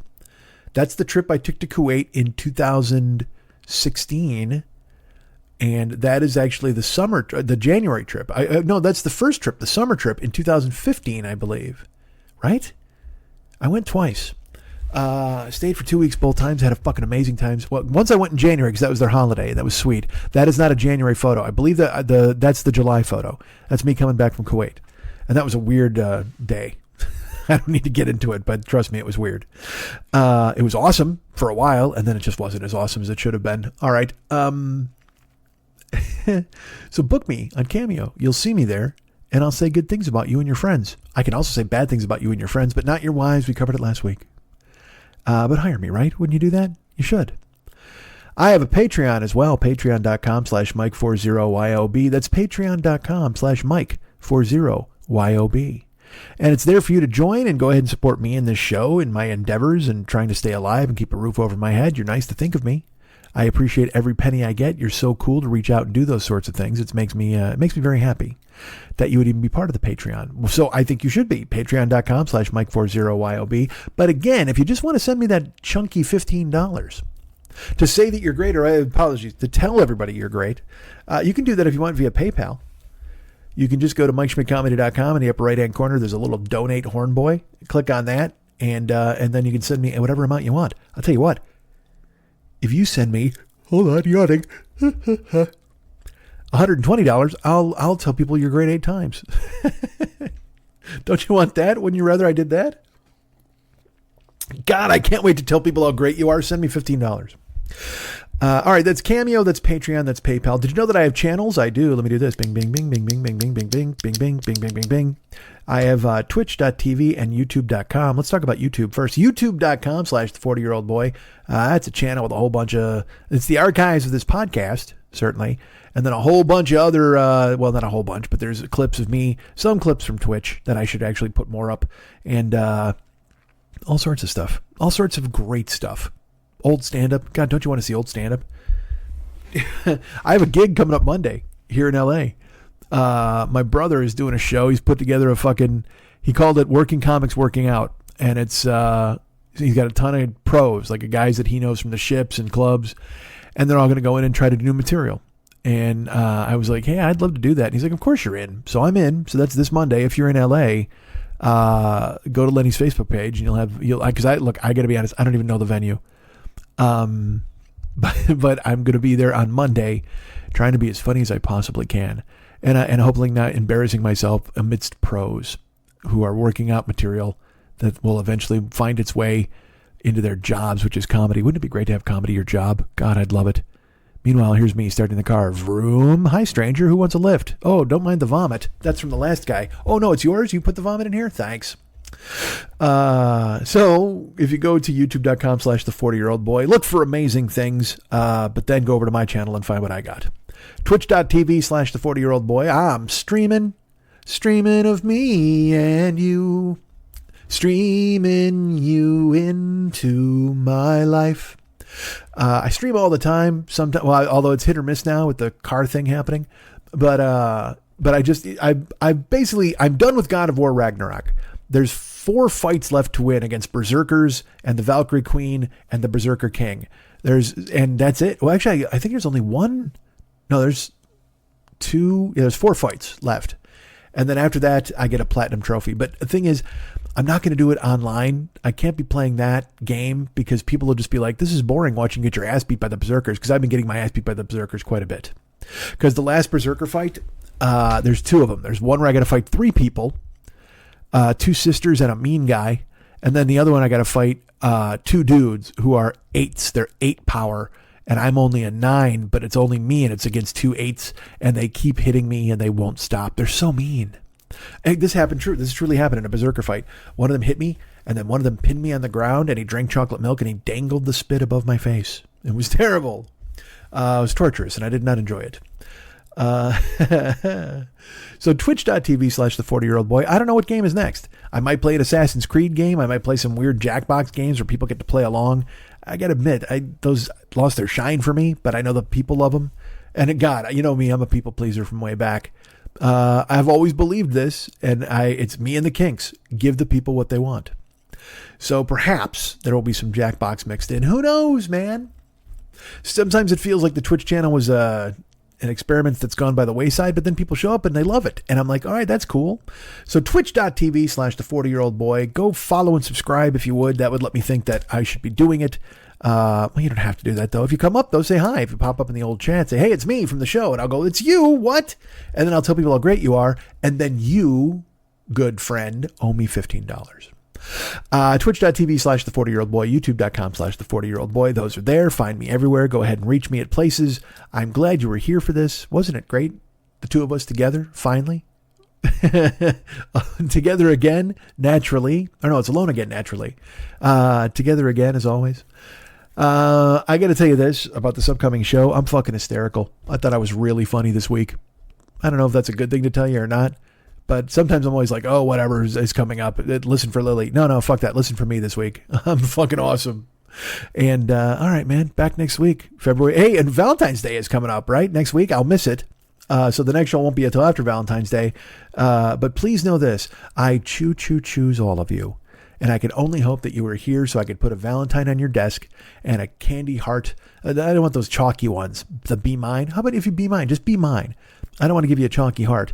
I will say this, unfortunately, because I'm a terrible person. I went looking for Nestle's Crunch Hearts, which were the start of my downfall years ago when I started to get back into chocolate.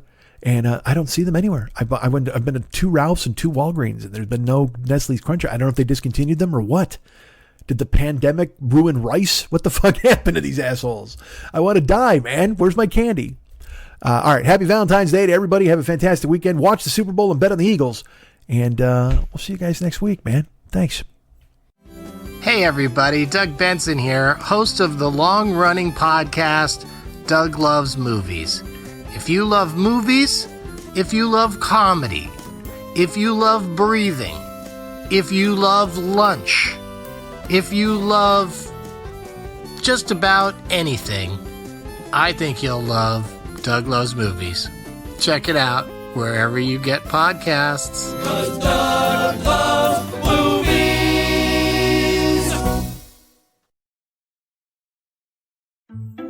Hi, this is me, Michael Ian Black, very famous, and I'm back with an all-new season of Obscure. New book, new location, new ways for me to mansplain literature. This season, I'm reading Wuthering Heights, and what are you reading? Nothing. So join me for laughs and semi-smart conversation. Find Obscure by Michael Ian Black wherever you listen to podcasts, and follow us for new episodes weekly. Hi, I'm stand-up comedian and sex symbol Tig Notaro. And I'm actor and writer Cheryl Hines. Before Cheryl and I got into the big business of podcasting together, we were just simply friends. And we're still friends. But now we talk about a different documentary every week on our podcast, Tig and Cheryl, True Story. So whether you love documentaries or just want to hear us slowly lose our minds, check out Tig and Cheryl, True Story, wherever you get your podcasts. All right, cool. Okay. Well, I'm sorry your eyes are fucked up because I look fucking amazing. I can tell you that right now. I can There's see a bit myself. of a shadow. You look a little dark. That's what I like to be in the shadows, but my hair, my eyes, all kind of peeking out above. I look terrific. I look like I'm hiding in an alley waiting to pounce. And that's exactly how I want to live my life. I want to live my life as a man who's hiding in the alley, waiting to pounce. Crouch down, feral like, waiting to leap on your back and steal your wallet out of your overcoat and then take it to the pawn shop and buy something like a bugle. I had because you know what? Because it seemed like a 50s thing to me to jump on somebody from an alley and steal their wallet out of their overcoat. That just so inevitably you would go to a pawn shop and then you would buy a flugelhorn or something, because that's all they have in pawn shops are musical instruments. Fuck and rings. That's it. That's all you have. Nobody buys a washing machine from a pawn shop.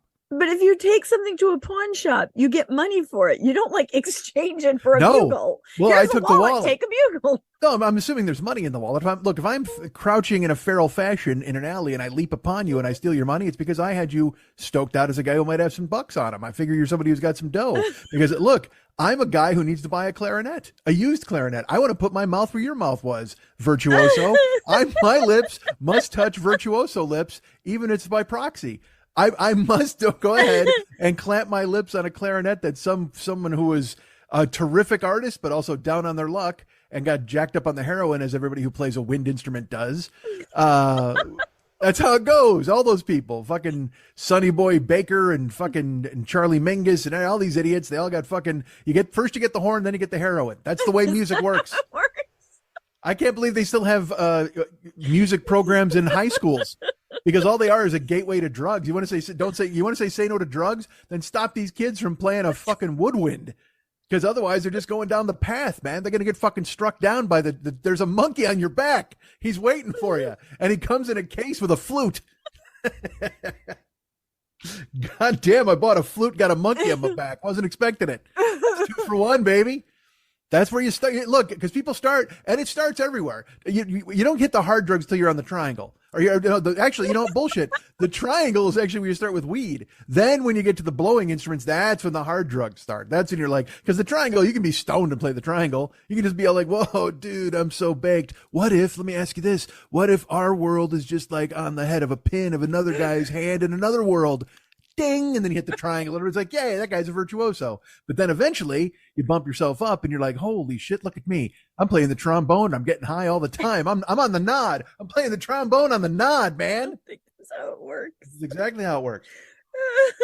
I know a lot of musicians, and they're ruined. They've ruined themselves. Well, not musicians, guitar players, drummers, those guys, whatever the fuck. That's all baked in. But you want to guarantee that you're going to get a fucking smack habit? Go ahead and pick up a fucking flugelhorn. It'll happen. It'll happen. Again, I don't think that's how it works. Again, I don't know why you would fight with me on this. I'm the guy who has all the knowledge of musical instruments and drugs. All right. Clearly, of the two people talking on this show right now, there's only one of them has a solid knowledge of methadone and saxophones. What instrument did you play in high school band? Listen, I never wanted to get into the world of drugs. I observed it from a distance, from an arm's length. Okay. I played the flute in junior high.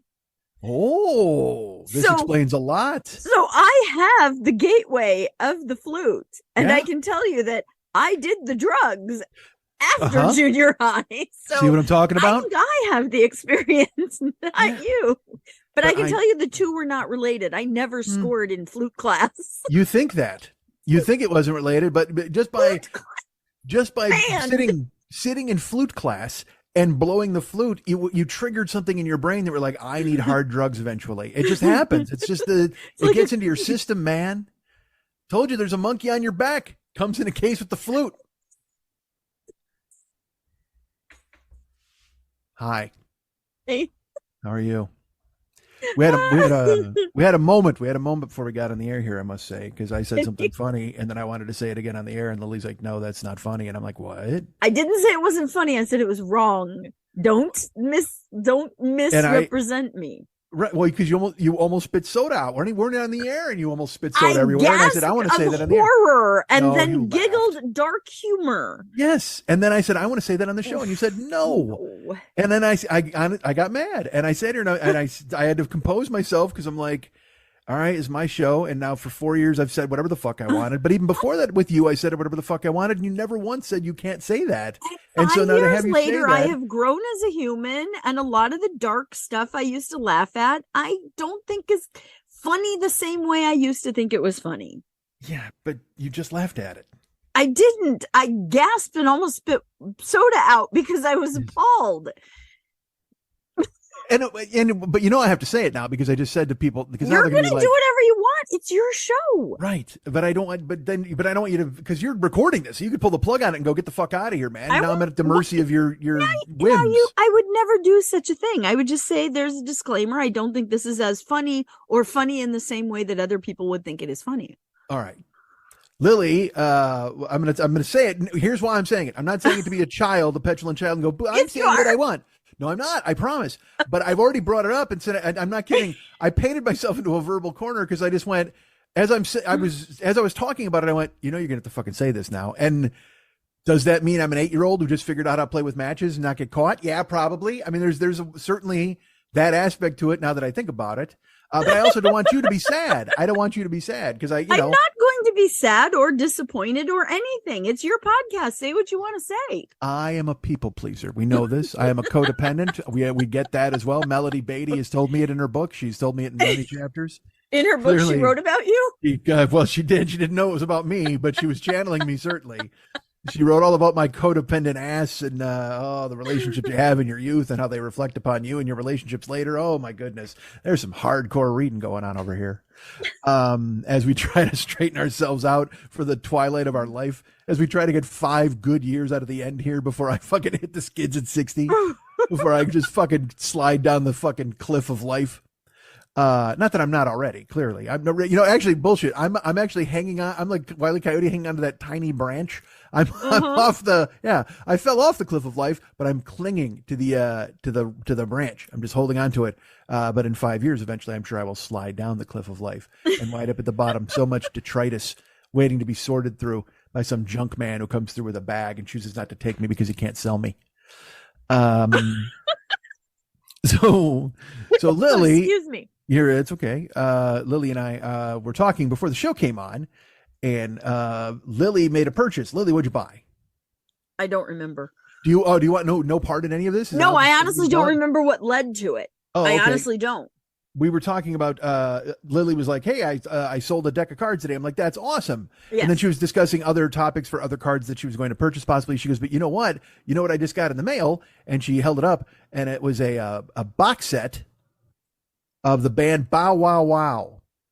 Because I don't know if you know this, a lot of record companies that are the fledgling new record companies, they're scooping up the rights to these artists' works and they're repackaging them as box sets to kind of capitalize on the nostalgia. And then I'm assuming the band gets a cut of that, and then the record company gets a cut of that. It's like Rhino. Remember when Rhino just started bringing, they're also like, hey, you guys remember the Daisy Fuckers? And then they've got like 2 albums by them, and like, I don't remember them at all, but yeah, good for you with the reissue. So that's the deal with vinyl and reissues. You're never gonna go fucking broke if you're running a music thing. It's like when you see these deals where someone buys Bob Dylan's catalog for $400 million, and everybody's sad at Bob Dylan. They're like, oh, I can't believe you would sell your old songs. And Bob Dylan's like, and everybody's like, I think he's mad at us. I don't know if he is. Bob, are you mad at us? No, oh my God. I can't believe you've angered Bob Dylan in such a way. Bob, why would you ever sell your catalog for $400 million? It's such a disappointment.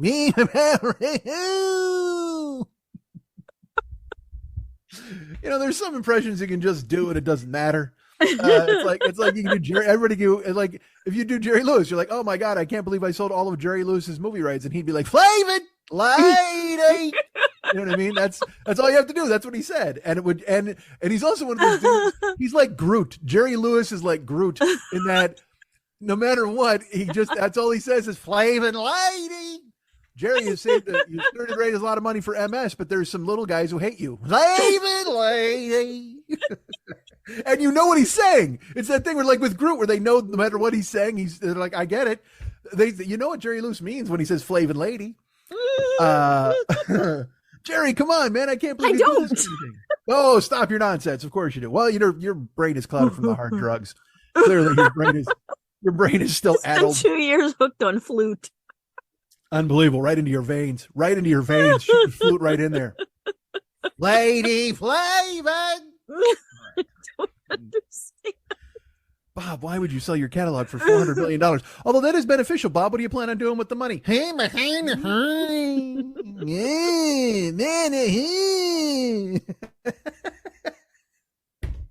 That's more fun to do than Elvis. All right. Wrong. Say, man, what if Elvis talked to Bob Dylan? Say, Bob, I saw you made $400 million, man. That's amazing. I wish I'd have thought of that before I had my unfortunate incident. Hey, behind the hill, king of rock and roll. All right. Why are they talking? Look, man, they're having a chat. Bob Dylan had a seance and he called up Elvis. Or Elvis, what if Elvis just, because, he's fucking Elvis. He can do what the fuck he wants. He's like a ghost with privileges to go visit anybody in the fucking world. He does whatever he wants. That's true. No, he totally does. I'm serious. Whoever the fuck is in charge of ghosts is like, you know what? Elvis gets a pass. He can go wherever the fuck he wants. Other ghosts, they got to ask permission and shit. It's like Beetlejuice. There's that waiting room and all the numbers. Elvis just walks in, just blinds everybody with rhinestones and then goes and visits fucking the Onassis family. Tell them that Jackie's okay. You know what I mean? And they're like, what? Why are you here? Say, man, I just wanted to tell you. I was out at the pool the other day with Jackie, and she wanted me to tell you guys that she's fine, and she still likes crab cocktail, man. All right, take care. And he walks the fuck out. I like the idea as Elvis, a messenger from the afterlife. All right. Although there's no such thing as fucking ghosts. What the fuck am I talking about? Although if there was such thing as ghosts, you got to believe Elvis would be the first. Make Elvis the ghost. You know why there's no ghosts here? I'll tell you this bullshit. There's no ghosts. Because if there were ghosts, you know who would? Here's all I need to know why there's no ghosts.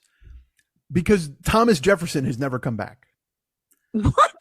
That's how I know there are no ghosts. That if you're like there's no such thing as ghosts because Thomas Jefferson never came back. You know why? Because that dude was the architect of our society. He brought over the fucking Statue of Liberty, wrote the Declaration of Independence, and we put him on the fucking nickel. That fucking guy would be so mad. He would absolutely come back through whatever dimensions and bullshit he had to just to register a powdered wig complaint. He's going to be so fucking angry. I picture, because if he would come back, his ghost would show up at the mint and he'd be like, hey, it's me, Thomas Jefferson. They'd be like, hide the nickels. Holy shit. This fucking guy.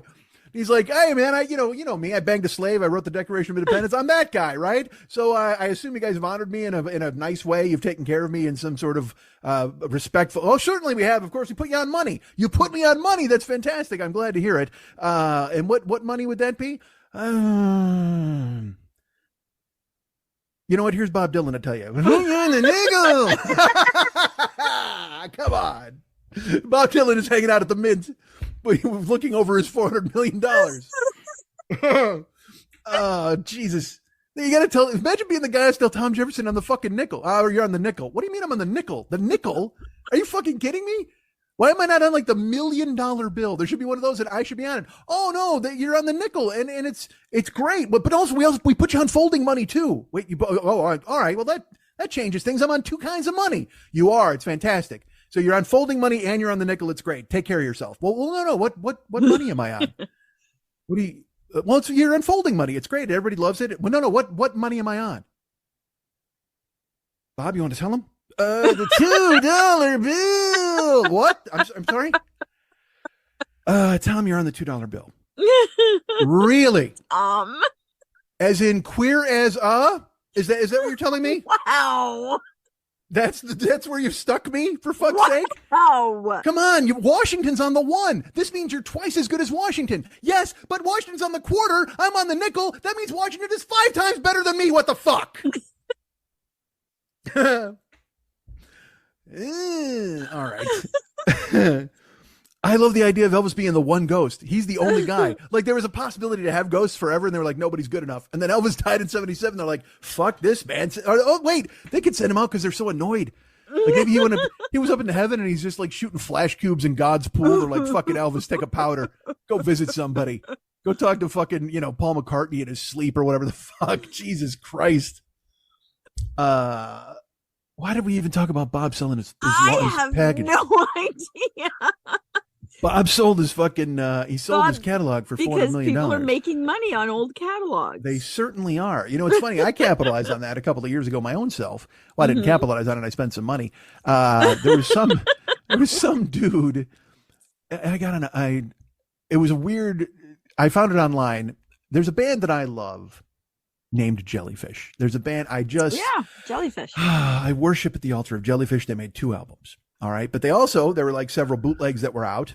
And there's albums that had unreleased tracks that came, they kind of floated around and stuff. And I had all of those, but then an entrepreneur, a guy with a garage, that's basically it. A guy who had a garage went, you know what?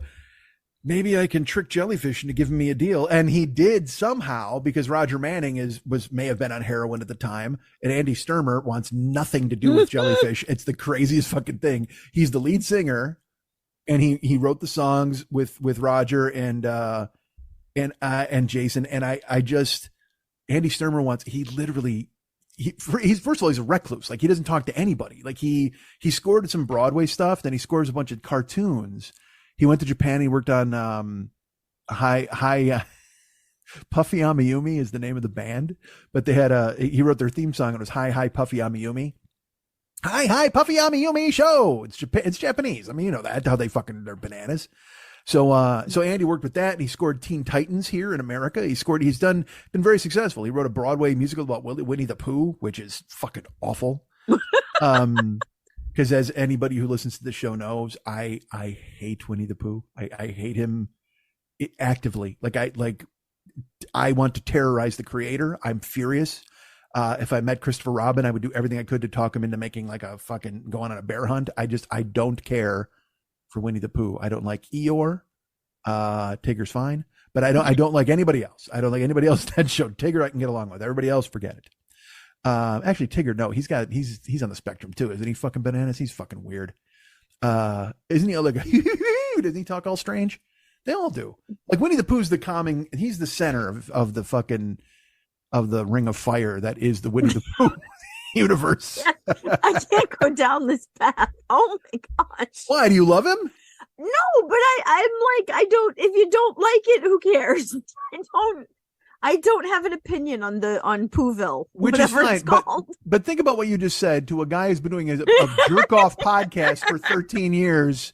Hey man, if you don't like him, who cares? Great. Thanks for tuning in, guys. We'll talk soon. I'm trying to gin up shit to talk about because the world is ending, and I'm going with it. I could talk about the world ending, but that's just me. Well, nobody wants to hear that every fucking week. Every week I'm going to talk about the world ending because that would be what I would do. I would come in here and open the microphone and go, hey, bad stuff happened again. I mean, dude. But good stuff happened too. What good stuff happened this week? Nothing. No. It's funny you would mention that because I literally played all 3 CDs from start to finish twice. I sat here working on stuff and just yes, because it's great. RKO myself into happiness. Well, because it reminds you of, it brings back your youth. It's nostalgia. It comes flooding back to you, and it's something you truly enjoy. Joy. Yes. Joy. Right. And you love that, and it puts you in a great space. And so she showed me this because, like I said, I don't know if I told you Jellyfish did a box set that of a guy's I don't garage. know if you told us. And I bought the goddamn thing, and all it was a compilation of all the stuff I owned, but it happened to be on like 4 discs, and I was like, that's fine, I don't care. It was, and I don't know if he can say he remastered it, but again, the guy lives in a garage. And the dumbest thing I did, because he's like a power pop guy. That's his whole deal, which I love. I love that genre. That's my dude. 3.5 minute fucking jangly songs, pop songs are fucking beautiful with harmonies and everything. I am on board forever.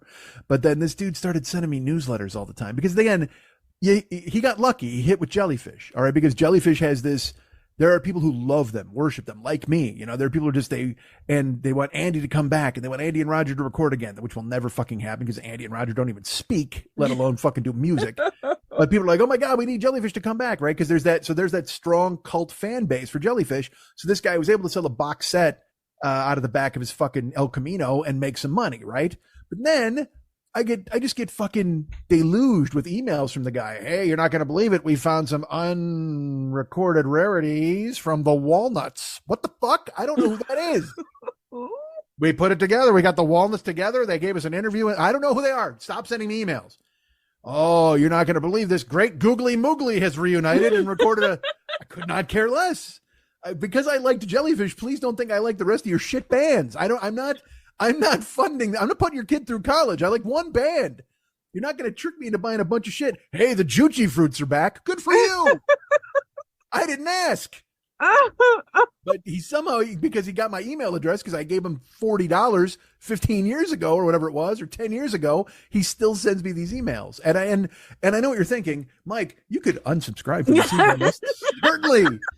Certainly I could. But then how would I then know when the Blueberry Pop-Tarts were getting back together to go on the road at the age of 70 with that dumb name on their drum? Oh my God. Stay home, Blueberry Pop-Tarts. But yeah, so I there's all these people who are capitalizing on this, and they're finding it's like when people put out a Tupac album and you're like, is he dead or is he not? I don't know if he's dead yet or not, but there always be some well, he's supposed to be dead, right? And also dead.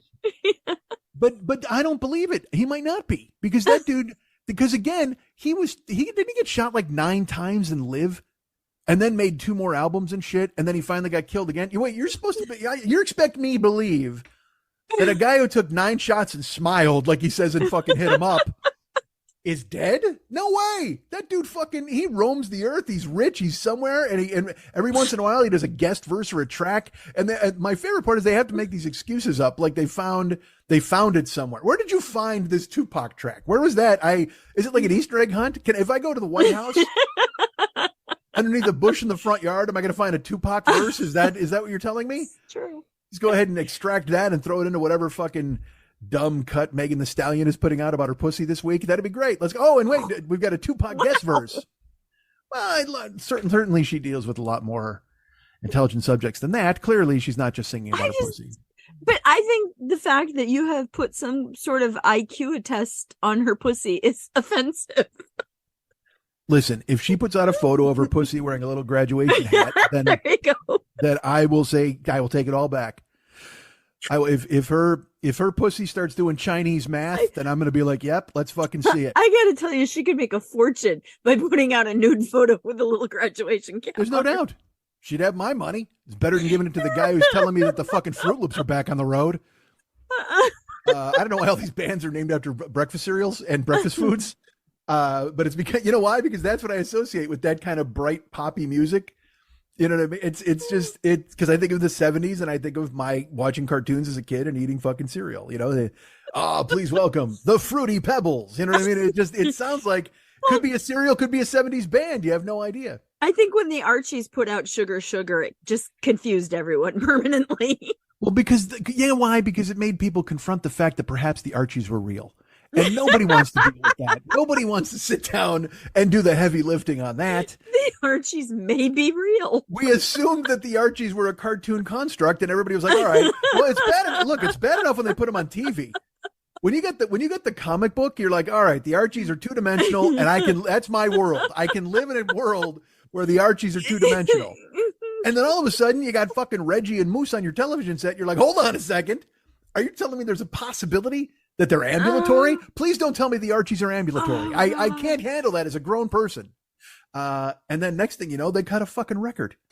And now in your brain, you're just like, oh my God, the Archies are real. I can't. Up is down, black is white. What the fuck is happening on this planet? The Archies are, wait, folks, the Superman is real and he is American. Folks, the Archies are real and they are American. And they still fuck with Archie. Isn't there some show about Archie now? There was a show called Riverdale. Yes, 90210 with Archie in it. It was like the 90210 of the Archie. Right? And the OC, it was like the OC, but Archie was in it. And you're just I started watching it by mistake and I was like, okay, this is kind of funny. And then by season 3, I went, okay, this is absurd. It's not even funny. Yeah. So, yeah. And they take these, but you know what? These ideas are fucking great. I have to be honest with you, man, because like you just said, the Archies being real and eating fucking sandwiches, you're just like, that's fucking crazy. Like but also then you're like, because look, it's enough of a leap to go, all right, the Archies are real and they enjoy sandwiches. Now you're like, all right, well, fuck. I mean, that's a lot to take in. Oh, by the way, they fight werewolves. What the fuck are you talking about? I think it's hilarious. You didn't hear? They were at Pop's chocolate shop and a werewolf crashed through the window. What the fuck is happening in Archie land? But that's where I'm like, that is fantastic. That's where I'm like, take it to the absurd if you're going to be absurd about this. And I agree. That's what I was getting to, because I was thinking, Like I was saying, I said a billion years ago, it would be always fun to like reimagine. Look, I contain multitudes. All right. Because this week I saw that they're rebooting King of the Hill, and I texted it to Lily and I said, people need to fucking grow up. All right. Because I'm so fucking tired of this exhumation of the corpses of the 90s and the 80s and the 70s just to keep people fucking wrapped at attention at their television set and ignore anything else that's going on in the fucking world. Go ahead. You pointed at me. Well, my question is it live action or is it cartoon? Do not bring me into a world where the King of the Hill is real. Do not chain me up and tie me to the back of a truck and drive me into a world where Boomhauser or whatever the fuck is real. Because to me, against the that show fence. was always like the cartoon version of Married with Children anyway. Right. Like, it's just, so and again, and I'm not saying there's it's werewolves, bad. by the way. I don't know if you know. Are there? Well, you think that's bad? Boomhauer was the one who had the press conference to say that Bob Dylan sold us $400 million of royalties. He said, man, I got to tell you about Bob Dylan, man. He got $400 million. What is his name? It's not Boomhauer. Thank you, Boomer. Oh God, it hurts.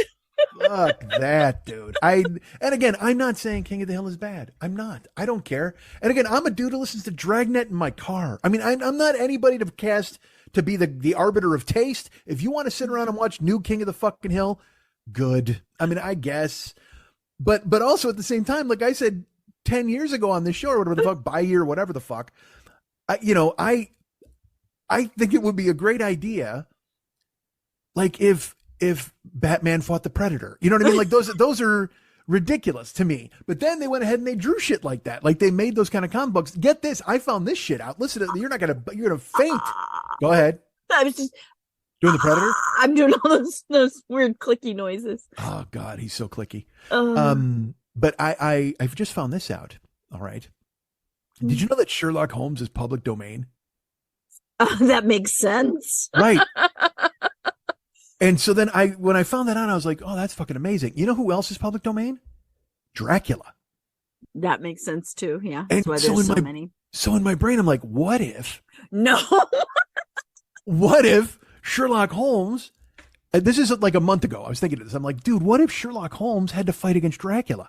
Like, and he doesn't fight him because he can't, because Sherlock Holmes is he's a pussy. He's half a fucking English dude. And you're just like, all right, whatever. And he's got that stupid, Baskerville's hat on. And you're like, Dracula would fuck this guy up because Dracula's powerful and shit. Your mic's out. What? You're laughing. I think it's funnier if he's a vampire. Sherlock Holmes? Oh, what if, dude, all right, so you go that route. What if Dracula bites Sherlock Holmes? Yeah, and then Sherlock Holmes becomes a vampire and he investigates where to find blood. See, how fucking awesome would that be if Dracula's like, you know what? I need a detective. I need a detective who's on call all the time. So he bites Sherlock Holmes. Why not? Fucking sneaks into fucking 10 Downing Street or Charing Cross Road or wherever the fuck Sherlock Holmes lives. And, he has to sneak in and not wake up Dr. Watson, who just got done getting fucked by Sherlock Holmes, because don't tell me those two aren't fucking getting rogered. There's no doubt. Like I talked about Mr. Keene, Tracer of Lost Persons, and his pal Mike. And then he's like, he's my good friend Mike, burly, strong cop who does all the muscly work for me. And then we're always together all the time. Don't ask any questions. You know what I mean? That's basically how it is with Sherlock Holmes and Watson. Because I listen to the old radio shows and they're like, Sherlock Holmes will be like, and how's Dorothy today, Watson? And he's just like, oh, don't tell me about her, Holmes. She's getting another nap and I couldn't possibly. What adventure are we off to today in Cliffordshire? Well, I don't know. Something that doesn't involve your fucking wife, Watson, you dick. That's the, you know what we're doing? We're going to Cliffordshire. We're investigating the disappearance of Sherlock Holmes's cock in your fucking mouth.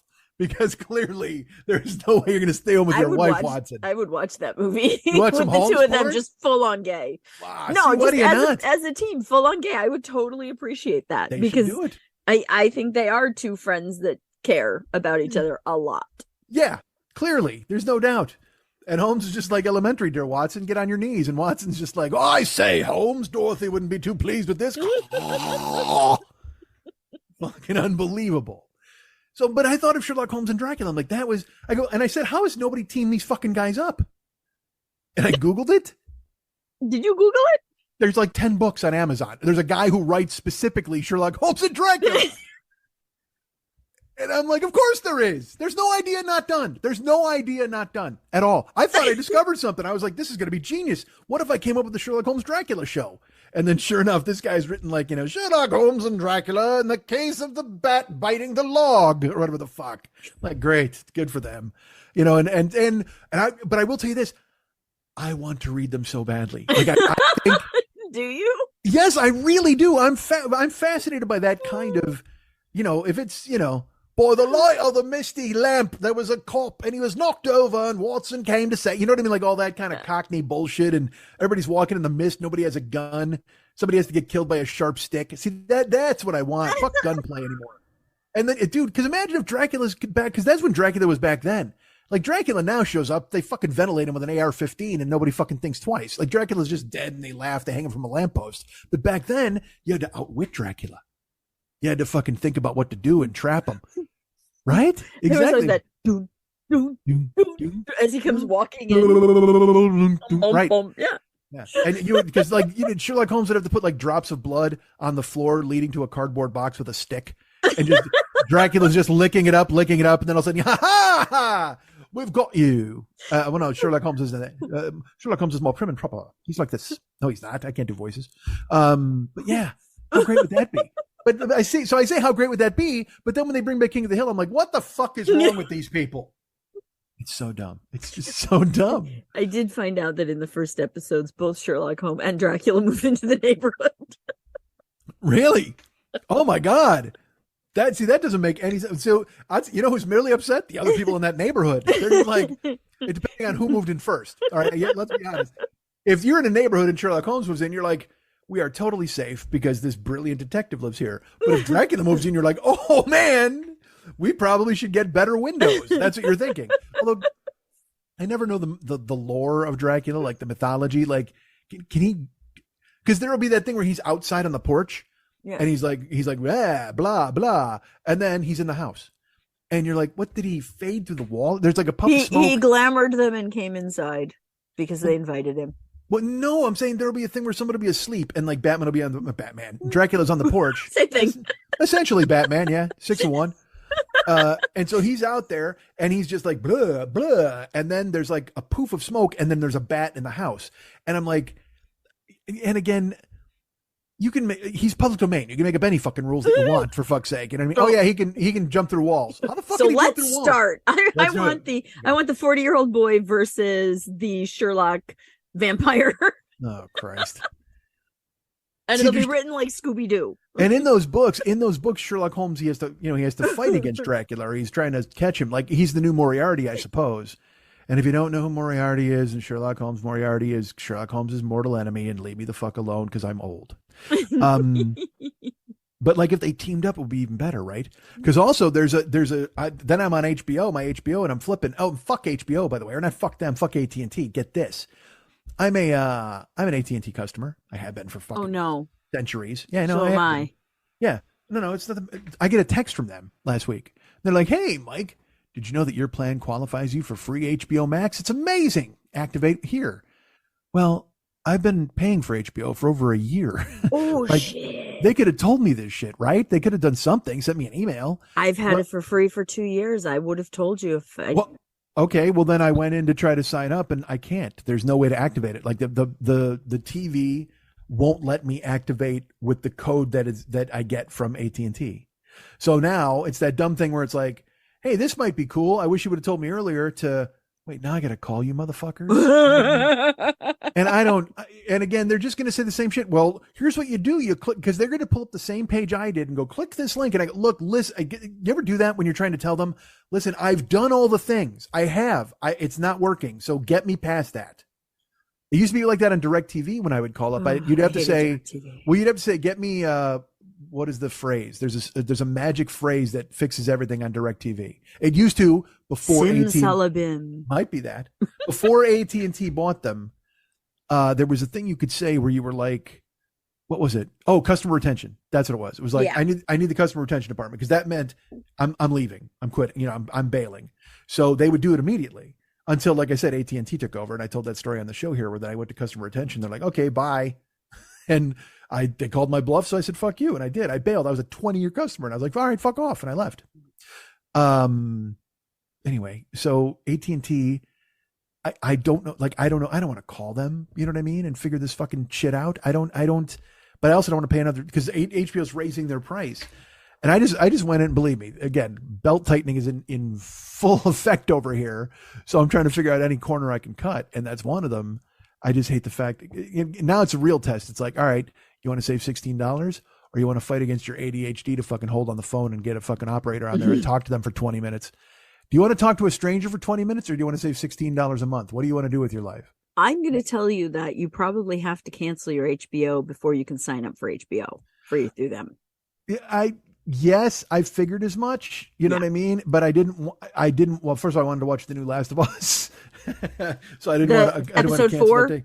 Episode 4, yeah. Yeah. Oh God, I'm caught up. Again, don't give a fuck about first person shooters, but man, episode 3 was fabulous. Episode 4 made me very happy too.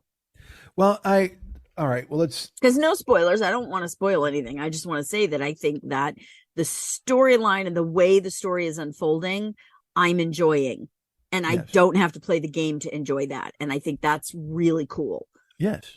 Well, that's why this is the best video game I've ever played in my life, because it was an unbelievable story that also contained video game elements. Yeah. I mean, I'm a sap, so doesn't believe me. No one, everybody's gonna be like, so what? I mean, I cried like 6 times on Twitch playing that fucking game because stuff that happens, is devastating. And you're just like, Jesus Christ. Yeah. And I don't want to have that decision as the first person shooter. I don't want to, there are scenes where people have to shoot people and the morality of shooting that person can be questionable in these games. And that's part of the game. I don't like that. It makes me feel icky. Well, this game would absolutely make you feel like you have to make choices in this game. And I can see the choices and it's incredible, but it's incredible. But yeah, it fries your brain, man. Well, there's I don't want to give this away as a spoiler, but I'm going to talk about this. There was a game that was recommended to me. Okay. And my friend said, just play it. Don't check anything. Just play it. And I played it and it was crazy fun. It's funny. It's written. It's really interesting. It's funny. And the graphics aren't psychotic. You know what I mean? You're not immersed in it. It's actually like playing a game like you did when you were a kid. You know what I mean? Where you would play Atari or something, and it's those kind of graphics. You don't embody a character. You know what I mean? But you get into the story certainly, and you're playing through, and you're doing the things you do in a video game. And then at the end, when you finish, there's an enemy. Whatever they take you and they tell you. You essentially, all right, I don't want to give things away, but essentially they told me, they're like, you didn't have to kill anybody in this game. You chose to. Yeah. Like you got to this spot. Certainly this is I'm saying this is a character telling your character in the game. Hey, you made choices along the line in this game. Yep. And it was true. I made the choices I thought I had to make in a video game. Kill that guy, kill this person, kill that to get through, kill these people. Like that's what you do. You just kill to the end. And at the end of this game, this character says, you killed my friends. You killed these people and you didn't have to. And why would you, this isn't the person I thought you were. Like, you're like, again, I cried. I was just like, I was devastated. I felt so terrible. And I felt so terrible about it, even though I was playing it on Twitch and whatever, streaming it. I immediately played the game over and didn't kill anybody. And when you do that, you get a completely different ending and a different speech and a different thing happens and stuff. It's weird, but then you get used to it as you're playing it. You know what I mean? You just avoid confrontations. You just, you walk around a guy. There's things you don't do. And it was the most amazing, that is the most amazing video game I ever played. Last of Us for immersion and story and destroying your heart was that. But these two games, the two best games I've ever played, where I was just like, oh my God. I mean, like I'm playing God of War and all these other games. They're fun. They're amazing. But Last of Us was real, very real. And then this other game, same thing. It just took me to a place I absolutely did not fucking expect to go playing a video game. Wow. And again, because I was just doing video game shit. I'm just fucking killing people and running around rampaging and shit. And then at the end, they're just like, why'd you do that? Why would you kill my friend? Like you didn't have to. And then there's these two, there's two skeletons that are pals. And they might be more than pals, but you're not sure. But one of them is trying to do it. It's a long story. And There's two skeletons who are pals. yeah. One of them is a vampire and the other one is Batman. One of them is Sherlock Holmes in skeleton form. Elementary, my dear Watson. I have no skin. Ergo, I am cold. Get me a coat, Watson. Ergo, I am cold. Yeah, that's right. So anyway, so I wanted to watch the final Last of Us, so I didn't want to cancel HBO because I was like, fuck. So I'm going to have to, which is right. I totally get that. But the last thing I want is to, and I will tell you this, I deleted the app, and it said deleting the app is going to delete all your info. No, and I was like, I'll do it because it'll, because I have a list of things I want to watch and stuff like that. You know what I watched on HBO? This is so funny. Warner Brothers Discovery, they bought HBO. Like they're merging everything. So they're merging. Yeah, right. They're merging like Discovery Plus with HBO. So now it's fucking weird. Like HBO should be prestige television. So you should go in there and should be like, all right, well, The Last of Us is an amazing series. The Sopranos, The Wire. But then also now they're like, you can also watch, Is It a Cake or Not? Or whatever the fuck, those dumb shows from Discovery. In My 600-Pound Life, I think, is available on HBO. And it's like, don't ghettoize HBO with your fucking reality nonsense. You and your please. classism. HBO is classist. Yeah, it is. HBO it's top tier. You don't need to sneak in here with some Love Island bullshit where 4 bikinis are trying to meet a guy. Fuck that. 4 bikinis. It's brutal. Those fucking shows, I would watch 4 bikinis in a Speedo. I would watch that show. All right. And a pizza place. 4 bikinis, a Speedo, and a pizza place. Gotta have a pizza place. So dumb. Those, I don't, that stuff to me, I'm not a reality show guy anyway. Me either. Says the guy who can't stop watching baking shows. That's a different kind of reality, people. That's an educational show. Baking shows are educational. I'll watch people create a cake. I won't watch people create divorce. You know what I mean? I got, fuck that. What if they do it while baking a cake? All right. Then now, you know what? Now you're intriguing me. Now you're getting me on board. Cooking therapy. Yeah. You're reeling me in. Cooking therapy. I like Hot it. bikini chicks, and guys trying to pick them up while they make a soup. There's nothing wrong with that. Then maybe I'll get on board. I like bikinis. I like hot chicks. There's nothing wrong with that. I just don't want to watch them sit across from one another and fake like they're in love or whatever the fuck they got to do. And then they had that show where everybody's dressed up like Big Bird and trying to fuck. And it's like, what? I don't want to know. I don't want to know.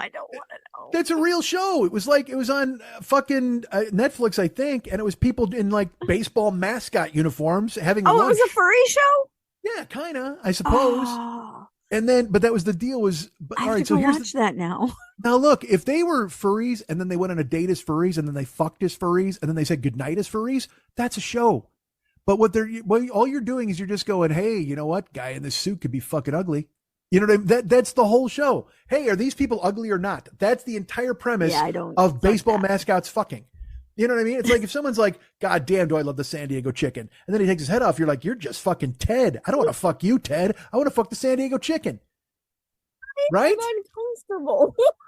It's true. So on that show on Netflix, it's like they're wearing, they're all Teletubbies, which is great. If you want to watch the Teletubbies fuck, just watch the Teletubbies fuck. I don't have to watch them, travel a long road of discovery over eggs. I don't fucking need it, man. Some stupid brunch with the Teletubbies, and are they going to fuck or not? And then eventually one of them takes their head off. They're like, oh, yeah, you're not really my type. What the fuck are you talking about, man? You just ate apricot surprise with this fucking person when they wore fucking 8 pounds of felt on their head. Don't tell me they're not your type. Jesus fucking Christ. They'll find any way to humiliate people. First, they put them on an island. They're like, hey, man, you want to eat fucking slug snot? They're like, no, I don't. They're like, we'll give you $1. They're like, okay. Hey, who wants to stand on a pole for 11 hours? Not me. What if we gave you $1? Sounds good. Do you ever think about cracking a coconut with your fucking skull? No, I didn't. Well, here's a pile of them. Get to work. No. How about $1? Crack, crack, crack. The whole entertainment industry is built on carrot on a stick. That's it. Everybody just trying to get a fucking carrot that's dangling in front of their fucking face. And they make them do progressively stupider and stupider shit. Hey, you ever thought of grabbing a live eel? No, I haven't. What if we gave you $1 for it? Where's the tank? They just fucking plunge their hands in there. Of course they fucking do, because they're fucking idiots. And then it's packaged up and sold as a show. And then even worse is they went, what if celebrities did this? And so they're like, hey, let's trap celebrities in a house. And I mean, I don't need to see Rula Lenska having a fight with Rodney Allen Rippey. It's not what I'm on to. I'm not interested. I don't know when they invented 70s house, but apparently I just did. That 70s house. I just invented that 70s house. It's a reboot mashup. But you know what? Google it. I bet it's been done. I guarantee it's been done. Dude, fucking England, they put out bad teeth and bad reality. That's it. That's all. That's the main exports right now from England. They put out the fucking bad choppers, and then because they invent all the reality shows, and then fucking America just steals them and inevitably makes them worse, as I've talked about. Yes. Because Gordon Ramsay in England, he's a polite gentleman. Did you know that? People are like, oh, we enjoy Gordon Ramsay. And he had a chat show. Fucking Gordon Ramsay had a fucking chat show, and people tuned in because he'd make eggs with a local celebrity, and then he'd talk to somebody else who was selling a bike, whatever the fuck. He was a good guy. He was a chef. Then they brought him over here, and they're like, what? And then to hear us out, what if you were a cunt to everybody? Would that be okay? Blimey, I've been waiting for this opportunity. I think he had, though. We all are. I'm not. I don't want to be mean and unhappy. I want to be happy and listen to Bow Wow Wow. And that's all of that is true. All of that is true. And then if someone came along to you and they said, we'll give you $4 million to be mean to everybody for 12 weeks. No. Then I don't want to know you. I don't understand, please. I would be a fire-breathing jagoff. I mean, and look, I'm not far away now. You know what I mean? I mean, if you give me the $4 million, all you're just saying to me is, Mike, yeah, turn it up from 6 to 8. Go ahead and do that. Can you do that for us?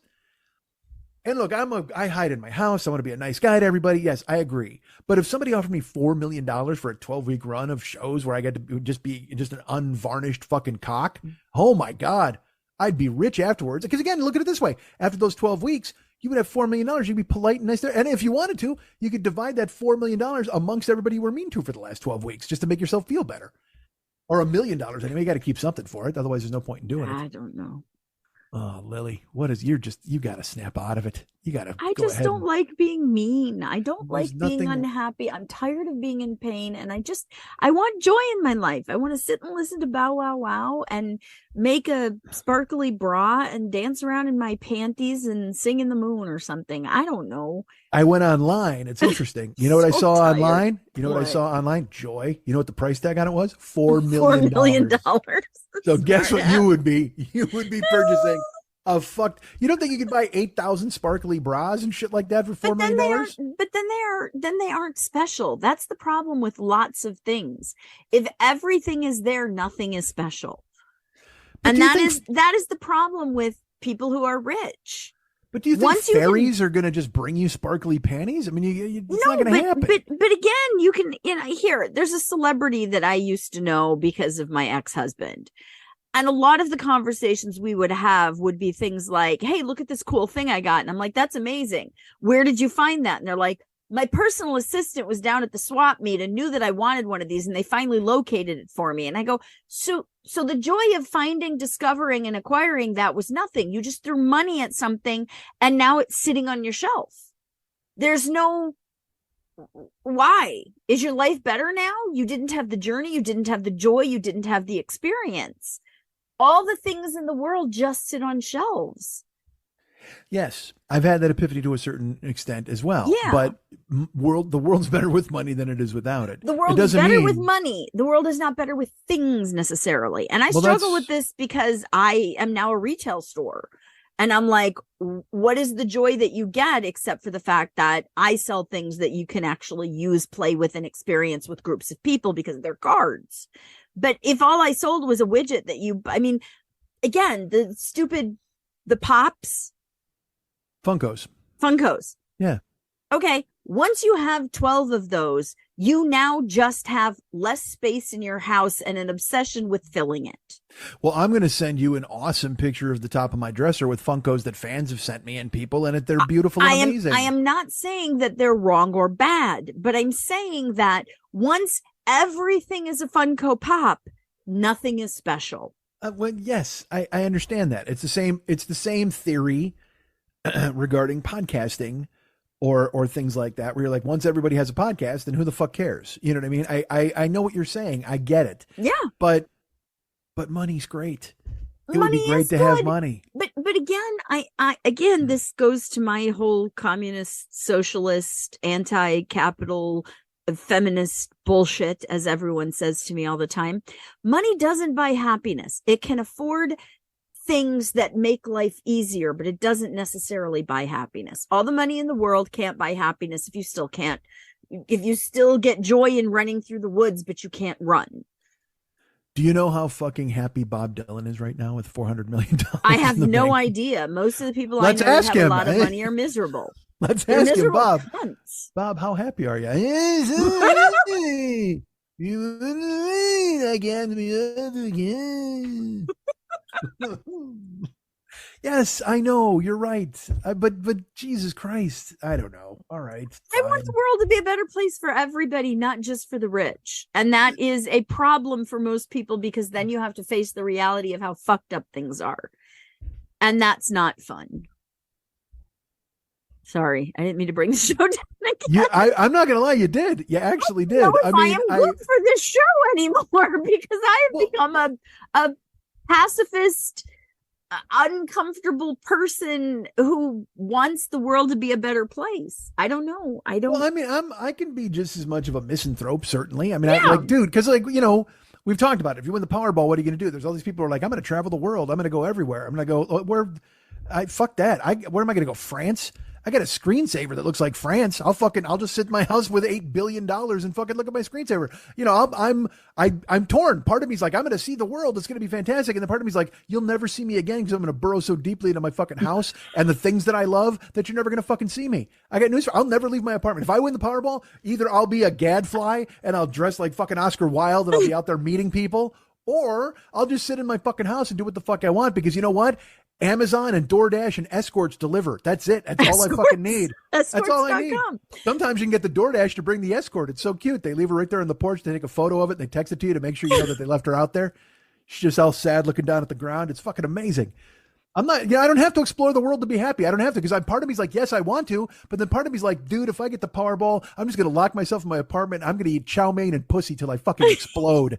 That's it, and that's fucking all. And I know you're thinking to yourself, oh, wait, you eat escort pussy? You're goddamn fucking right, I eat escort pussy. What the fuck? This is I paid $1,000 fucking dollars for it. I'm going to fucking eat it. Get off my fucking dick. You're mad I eat escort pussy? Well, you know what? I'll put a pinky in the air. How about that? That'll be fancy enough for you if I eat the fucking escort pussy. Get a fucking way. Jesus Christ. They fucking deliver. I don't have to go fucking anywhere, man. But you got to have the money to do it. Very rarely now with in the status I'm in, can I go, hey, DoorDash, you want to bring a hooker over here? It's like, I don't think so. Oh, Christ. Twitter's good for hookers. There's tons of hookers on Twitter, man. Are there really? Is there sex work on Twitter? I did not know that. I know there is on Instagram. Yeah. Because I have a few friends who actually do that. Yeah. No, there's like escort girls, and it's funny because there'll be women sex workers who they'll change their name. You have your Twitter handle. Yes. But then you can change your name all the time. Or people will be like Spooky Dracula Wilson during Halloween or whatever the fuck. Which, by the way, that was an escort that I booked. Oh, fantastic. She's so sounds awesome. Oh my Christ. What a fun time. Get her, get her around the season. It's fun to get her in March, but she really plays into the Spooky Dracula Wilson when you get her around October. Oh, it hurts.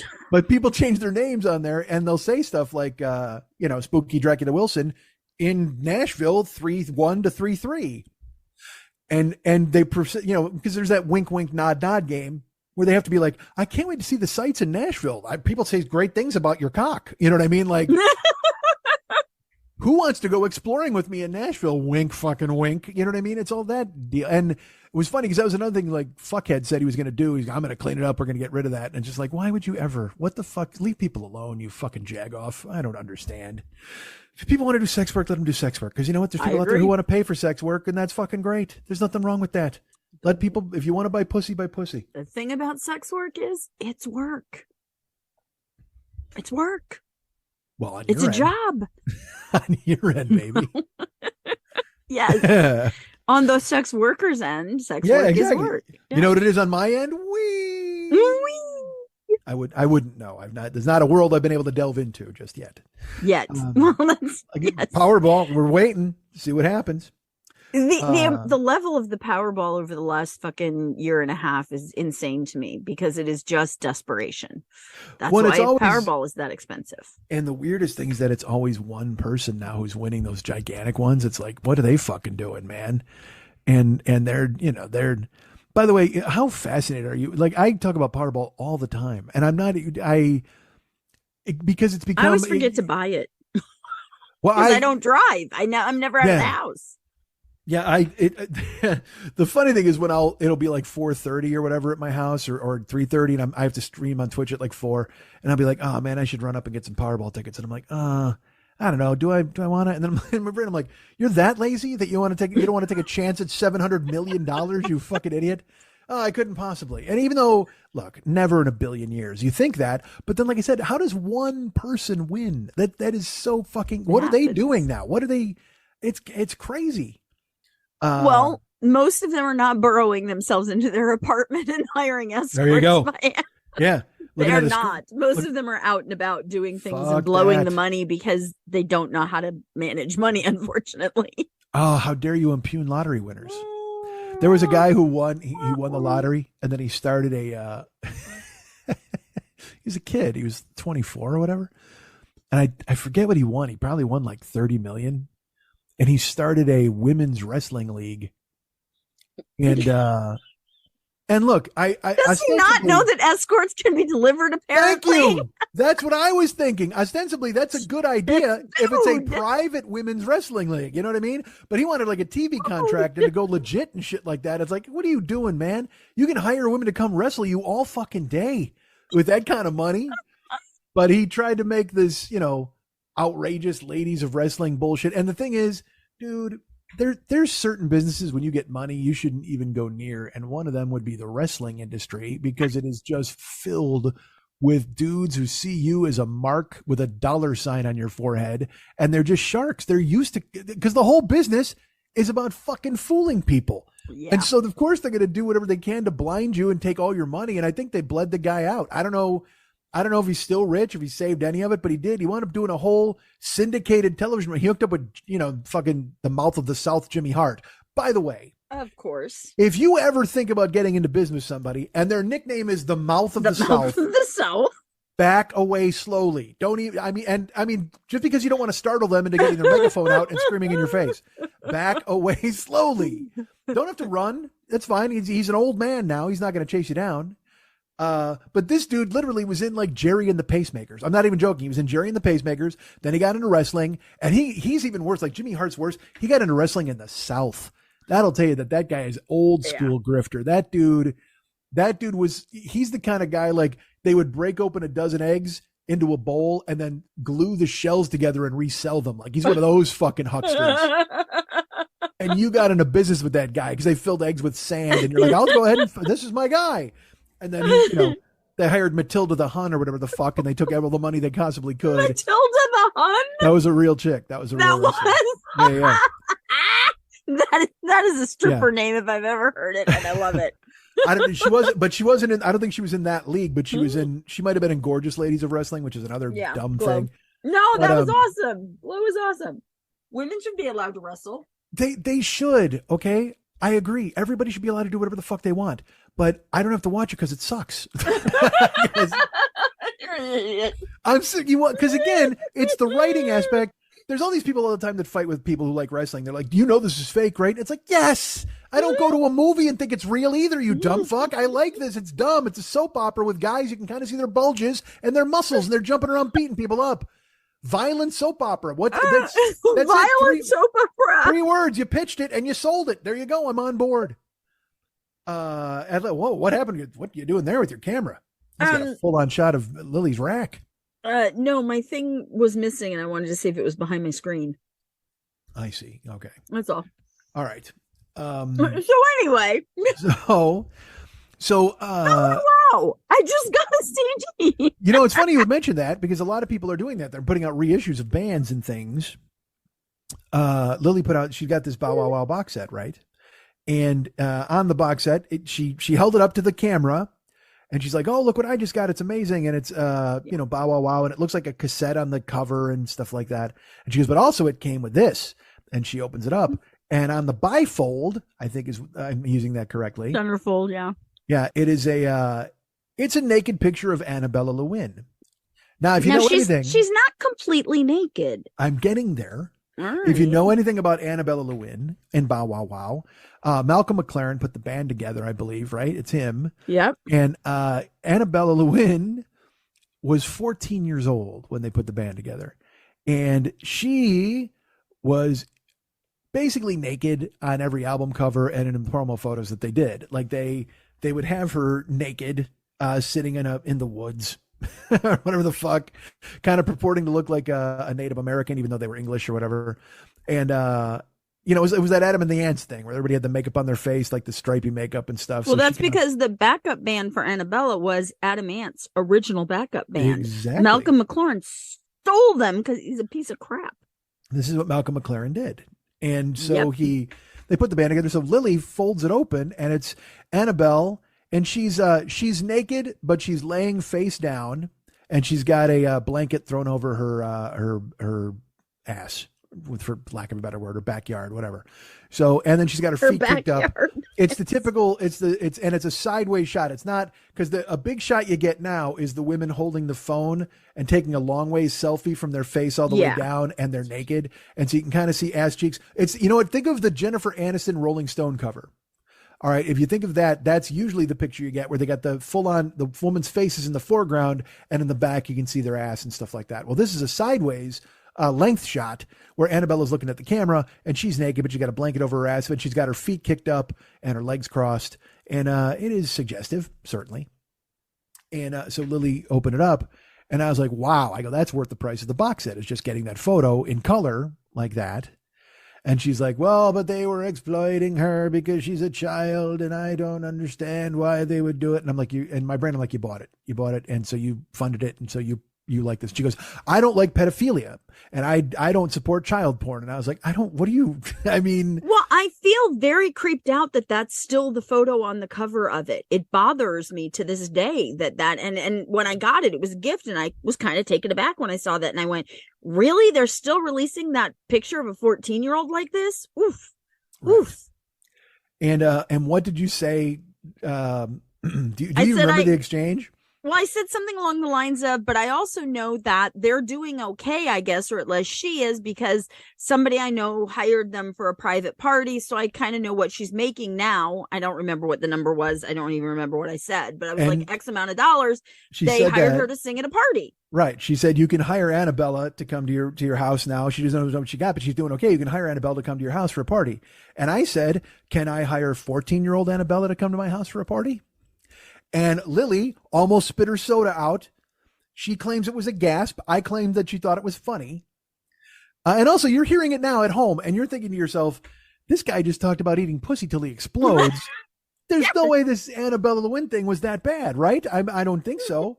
And look, because if you take it at the nuts and bolts, if you take it at the crux, and if you take it that I really meant that I wanted a 14-year-old girl to come to my house to fuck, yes, I'm a terrible fucking asshole. Turn the show off and hate me. But you know me, we're just firing. It's a Gatling gun. Whatever comes out, comes out. Look, here's the thing. We said that off the air, and you said a punchline that was biting, and it made me gasp and almost spit my soda out. And then I burst into laughter because I was like, that is so uncomfortable. I can't believe you said that. Yes. And I was like, I know that you said it to get a jolt out of me. Yes. And so when you said, let's now say it on the air, I was like, no, I really don't want to recreate that moment. It's creepy. She said, I don't want to because it's pedophilia, and I don't support it, and I don't want it in child porn. And I'm like, it's a woman who's she's laying down with a blanket over. You can't really see anything. It's side boob. 14 years old. Yes, I know, but she's also grown up now, and she's but probably we're a like society that doesn't want to accept that anymore. We don't want to accept the exploitation of children. When are you going to become the Joker officially? I want to know when officially. I don't think that makes me the Joker. I think that makes me the hero. I'm sorry. I want a world in which 16 and 15 and 14-year-old girls are not on the cover. Have you seen in downtown LA? The photos are back for Los Angeles Apparel, The old LA, do you remember American Apparel? Oh, here? hell yeah. Of course Yeah, I those do. ads of 13-year-old girls naked wearing a pair of underwear. I don't know if they're 13. They were all underage. That back was the then whole they problem. were. I don't think the new ones are. Back They then, are. yes. I just Right? saw the ad for the Los Angeles Apparel and I went, that girl is not 18. And if she is, they specifically chose her because she doesn't look 18. And I'm grossed out again that these billboards are all over LA. Everything old is new again. Well, except the models in the model in the you didn't let me God damn it. I God, set I'm it sorry. up. That's okay. But it's exhausting to see that this motherfucker that had sexual harassment against him and all of these other things took his buyout when he left the company and started a new company and being like, I employ Americans and I'm great. And I'm like, you exploit women and you exploit several communities in LA. And it's exhausting to go, he's fucking back again. But these girls are so pretty. Fucking asshole. That was my laugh. My laugh was exhaustion, not haha. Well, there's funny because the billboards I like around town are the ones for Work Boot Warehouse. Oh, because those are ridiculous. Well, because in your brain you're just like, all right, Work Boot Warehouse, it's going to be some idiot with a Ford truck and look at his hard work as he steps in mud or whatever. No, man, it is just like the hottest fucking women in the world wearing bikinis and fucking work boots, like bikinis Wolverine work boots and shit. Because that will get your attention. That'll make a guy look. That'll make a guy go, okay. But that is, to me, that boils everything down to its essence right there. You're just like, all right, guys at the work boot warehouse, like, how do we get guys in here? Well, guys need work boots. Yeah, but we still need to get our thing out there. Should we come up with a billboard of some kind? Yeah, what do we want on it? I don't know. What about fucking girls that were in bikinis wearing work boots? That guy, they better have given him all the money in the world. Like, they better have given that dude, it's like the guy who invented Every Kiss Begins with K for K Jewelers. If that guy worked another day the rest of his life, I would be shocked. They should have said, okay, we're going to give you $5 million a year because you've invented literally the greatest advertising slogan in history.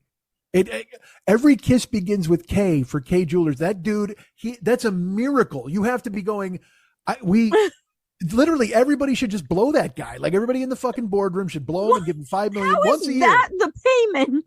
Once a year, he comes in, everybody blows him. They all got to take a shot. Everybody's got to take one fucking gag on it. And then it becomes like a seal blowing a bunch of horns. It's the inverse of that. It's a bunch of seals blowing one horn, and then whoever gets the goo is the winner, and then they get to come back next year and they get blown. There you go. How about that? What if I make it that route? I do not understand how everything with you ends up in some sort of sexual Hunger Games. Because that's awesome. Because that's the way the world should work. I don't think it should. That is the way the world works for women. They are constantly exploited that way. Yes, look at them making all the money and feeling good about themselves and their sexuality. Not at all. They are. There's a girl who's like, I look great in hot pants. I can't wait till I'm out of 8th grade. And they said, take a photo of her instantly. And then they did. And she's like, I feel even better about myself. Your mic's dead, so nobody heard you say fuck. I said fuck. Oh, there's some girl in 8th grade right now. She's playing volleyball. She's like, these I shorts, don't want. La, la, la, la, la, la, la, la. It's a terrible thing. Nobody wants women to be exploited. I'm going to go on. I'm going to be the first. I do not want women exploded. I'm going to tell you that right now. I'm going to draw a line in the fucking sand. All you people out there think you can explode these women, fuck that, man. That's wrong. Pack it in. Because Sheriff Schmidt's coming to town and making sure it doesn't fucking happen. Then we'll move on to exploited. I have a feeling it would be a lot easier to keep women from getting exploded in this country than it would to keep them from being exploited, quite frankly.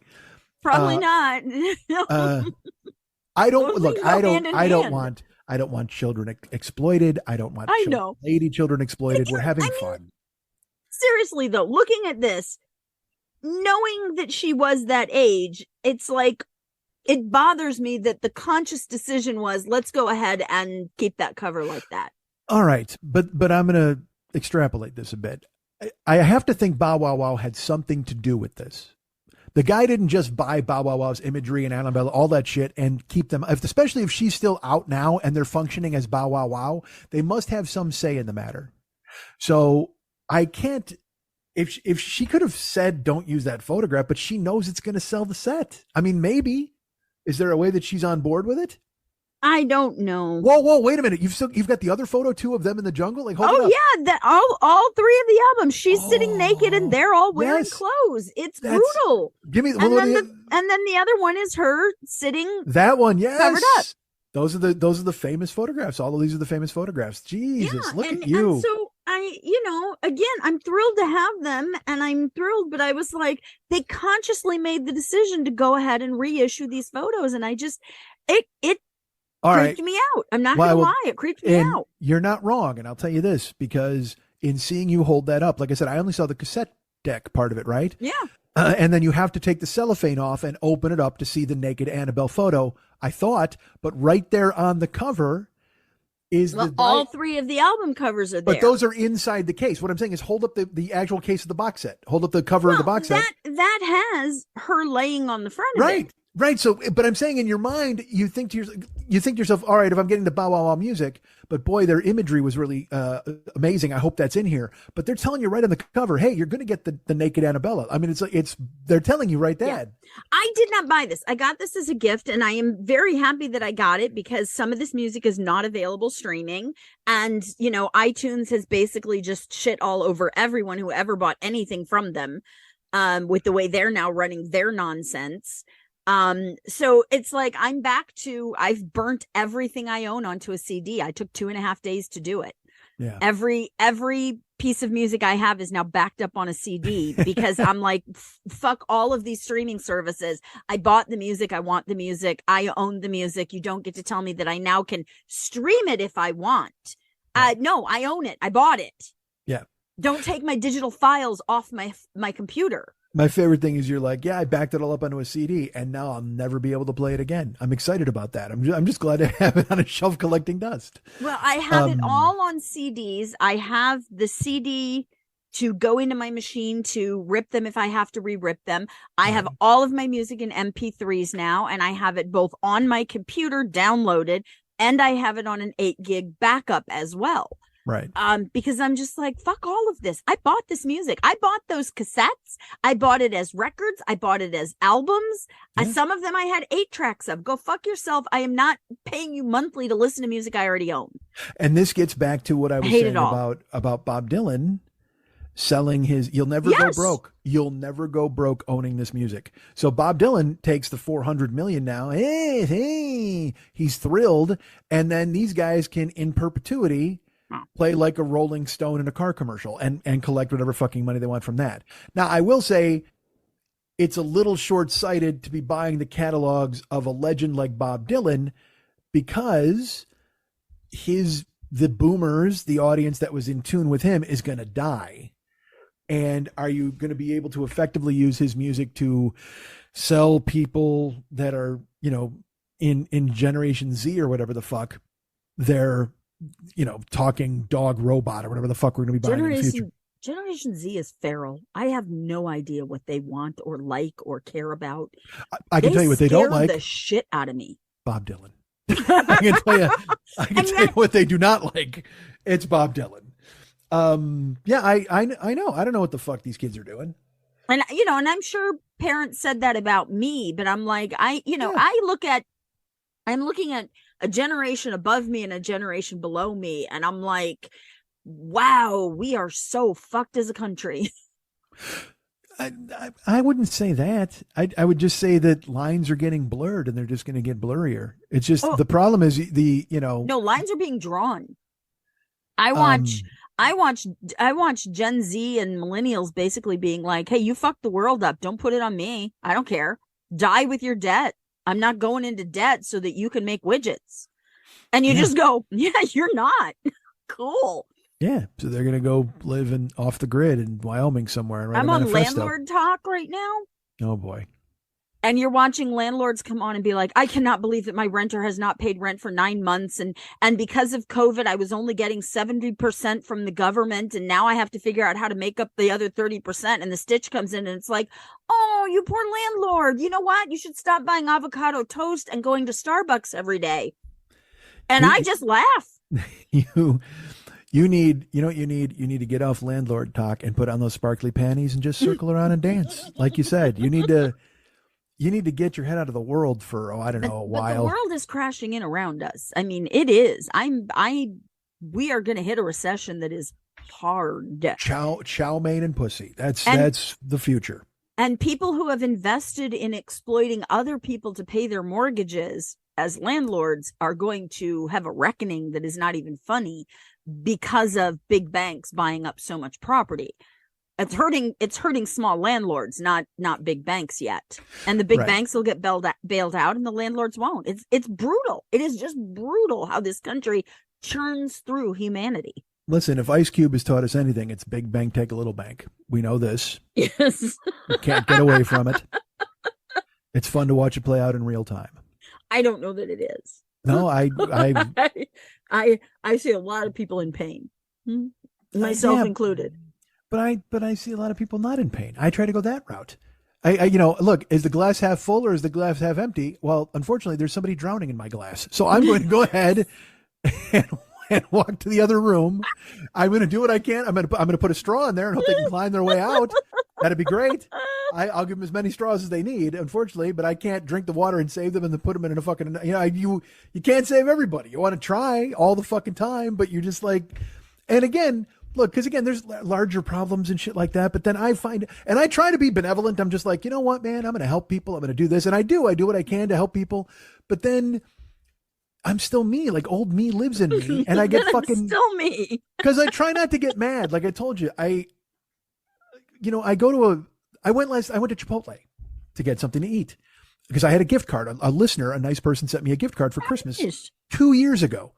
And it's been in my wallet forever and I never used it. And last night I was like, because again, now I'm broke. So I'm like, hey, how can I somehow gimmick food out of people? So I remembered I had the Chipotle card and I'm like, all right, I'll go over there. So I found out how much was on the Chipotle card. And I never go to Chipotle. I just never do. It's just not, because I live in LA.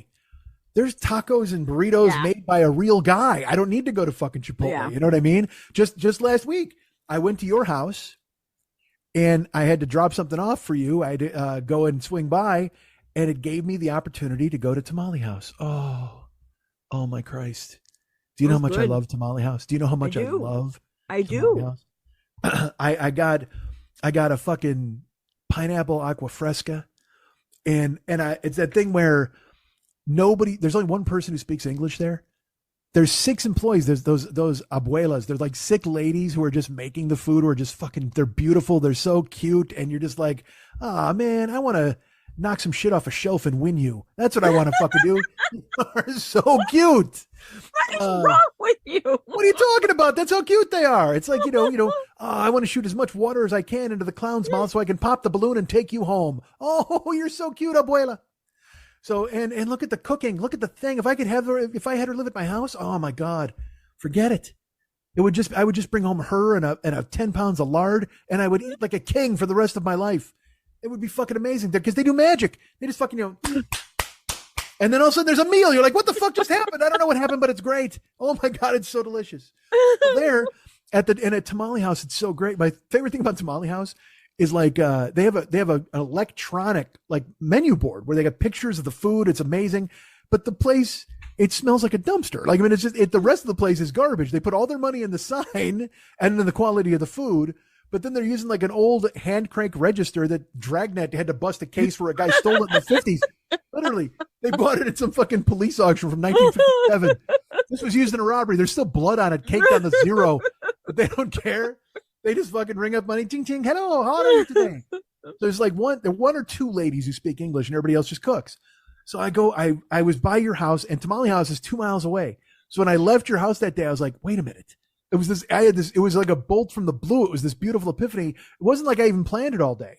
Like I was like, because I'm usually in the house. So I'm like, all right, what am I going to do? Do I want to drive far? But I just happened to be by your house. And I was like, holy fuck. Because when I would podcast at your house, your old house, Yeah. I would go there. I would go there beforehand or after all the time.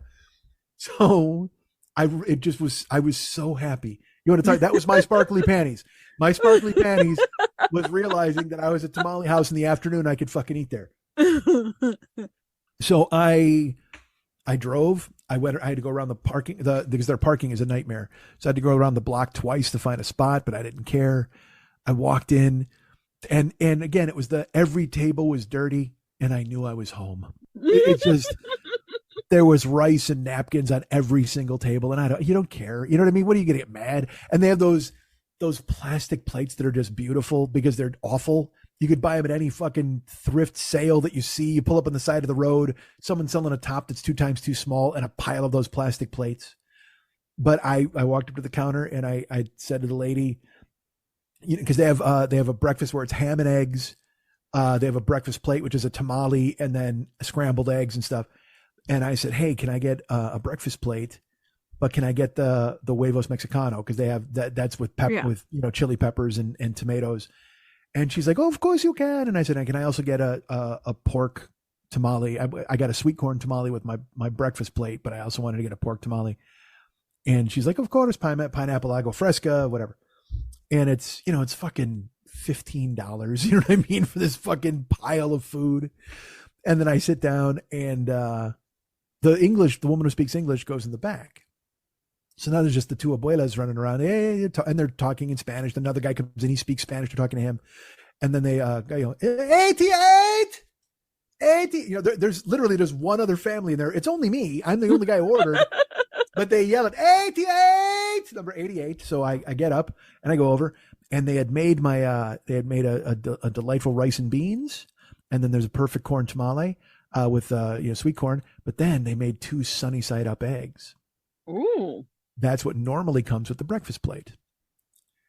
And I looked and then I knew I was in trouble because the English speaking lady is nowhere to be seen. So now I have to say to the unbelievably cute and adorable abuela that she's made an error or a mistake. And inevitably you backslide into el mistako, because you don't know what the fuck to say. You're just like, no, si habla, no si habla, huevos incorrect. I'm like trying to explain it to her. Wrong huevos. And you can't see this visually, but Lily will see it. I scramble. And I move my hands back and forth really quickly. And I go, Mexicano, huevos Mexicano.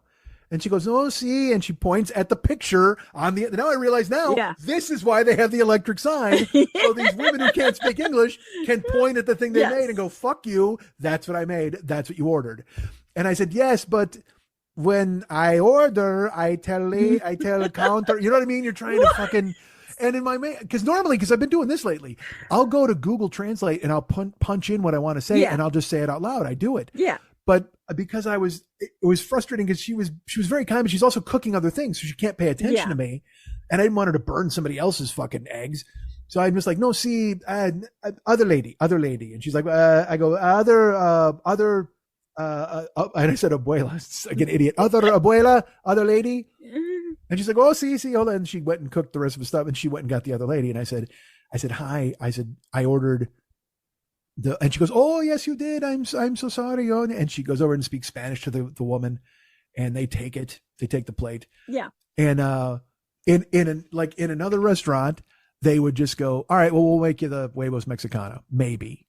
And then you just get the sunny side eggs, because what are they going to do with the sunny side eggs besides throw them in the trash? Or they would make you a whole new plate. Yeah. Not here, not at Tamale House. They take it, they scrape the 2 sunny sides right into the trash. And then they give me the same rice and beans and tamale, and then they just make up the scramble, which is so dumb. It is like, you know what I mean? It's like, but at the same, I'm not trying to get over and get 2 new eggs. Yes, but if you're saying that's not what I wanted, then they're going to throw them away because they can't reserve them. Yeah, you're absolutely right. Yeah. I've been in places where they go, well, you can just keep those or whatever, and because they might think I'm allergic or I don't like them. You're absolutely right, but it does make me laugh when they throw them. They just threw them away and kept the plate as is. All they did was just literally took my plate over the trash and scraped those 2 eggs in. So now my plate's been that close to the trash, and then they put the scramble on. Yeah, but no, it just made the food taste better. Like literally, in that kind of place, you want your plate as close to the trash can as you can possibly get it, because all of the ghostly vapors of breakfasts past are just going to infect your goddamn plate. You know what I mean? The ghostly, yeah, exactly. It's like when people get, like I said, when people were mad that I was going to eat escort pussy, it's like, fuck you. Every pussy you ate tastes like the ghost of 1,000 dicks. It just does. Get off your fucking high horse. So they give me my eggs, and then I put it down, and I took a pic. It was so beautiful. I took a picture of it. I put it on social media. I was just like, God damn, I love California. So that's why I don't go to Chipotle, because I don't need to, because I got 6 abuelas and an electric sign making me whatever the fuck I want. It was so good. And it was just, dude, and I couldn't finish it. You know what I mean? So I had half of it there, and I knew I had half of it for later. And I was like, oh, it was in my fridge. I couldn't wait to eat it. It was so good. I was so happy the next day. You know what I did the next day? I'm going to tell you. I made scrambled eggs. I actually cooked for myself. I made scrambled eggs and then put them on top of the tamales and stuff that was left, and then just put a bunch of fucking hot sauce on it and ate it in my house. Oh God, it was glorious. With rye toast. Oh my God, dude. I'm serious. Food and sex, neck and fucking neck for me. Always, always, always. It's a shame. And I'm sure when you hear me talk about it, it's crazy, but dude, to have a perfect Mexican breakfast, hot eggs that you made yourself with some fucking little habanero hot sauce from the Marisco's Jalisco truck, drizzle that on there, fucking pork tamale, heat it up. Oh, dude. It's a miracle. Food is a goddamn miracle when you get it right.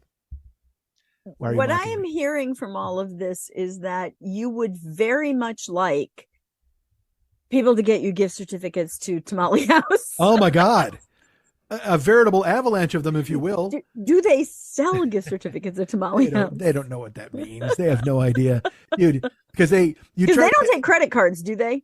No, they did. They did now. Yeah, okay. yeah. They had they took the strike. Oh wait, did they? They might not have. Because I went to another place yesterday that also didn't take. They were like, we only take cash. There's a chicken place by my house. There are a lot of places right now that are cash only. It might, it might have been that's going on. Well, look, either way, even if I just tried to give them paper for food, they'd be like, what the fuck is this? You know what I mean? They'd be like, unless there's a president on it, unless Thomas Jefferson's on this fucking money, we're not taking it for these eggs. I don't care, gift certificate, whatever the fuck it says on it, take that and fucking walk out. And also that joint, it's right next to that auto parts, that auto garage. So you walk over, there's various motors splayed out. Yeah. Like, I don't even know how they do that fucking work. It's just a perfect place to eat. Then there's on the corner, there's that market that sells shit from Mexico that you've never seen in your goddamn life. You're like, I've seen all of it. I've seen all of it at Eddie's parents' house.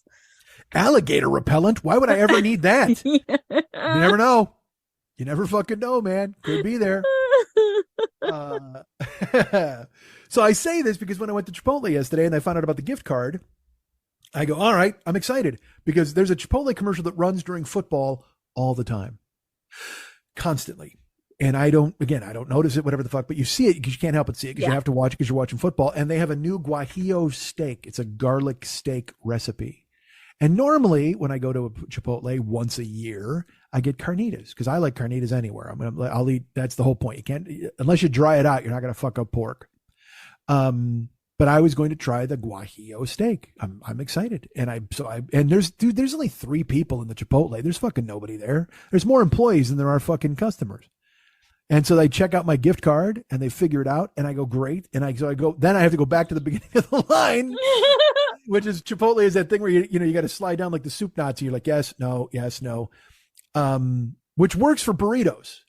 Does not work for fucking pizza. You fucking Blaze Pizza, Rev Pizza assholes. I think it is the dumbest fucking thing in the world. Hey man, you just go ahead and walk around and tell us what toppings you want. Here's a better idea. What if I tell you what toppings I want and I don't have to walk down and pick them out like I'm at a goddamn pepperoni mall? I'm not interested. Jesus Christ. You got to walk down Blaze Pizza. You're like, oh, that's what I mean. You're like, oh, goodness Christ. I didn't realize that these onions were on display. Fuck you. Put onions on my pizza. That's it. At the counter, I can tell you at the register, hey, you know what? I want sausage and onions on my pizza. I don't have to shuffle down like a kindergartner going, I don't want that. I want that. I don't want that. And then they're like, you want some sauce on this pizza? No, fuckhead. I don't want sauce on this pizza because I'm from Mars. Who doesn't want fucking sauce on their pizza? Drives me crazy. Fuck you, pizza. Just be pizza. Don't try to be burritos or sandwiches. Subway invented that shit because they were like, you know what? We're going to hire people so fucking dumb they can only put one thing on at a time. Well, you couldn't. Don't tell me about a ham sandwich with lettuce, tomato, whatever. You lost me. You lost me.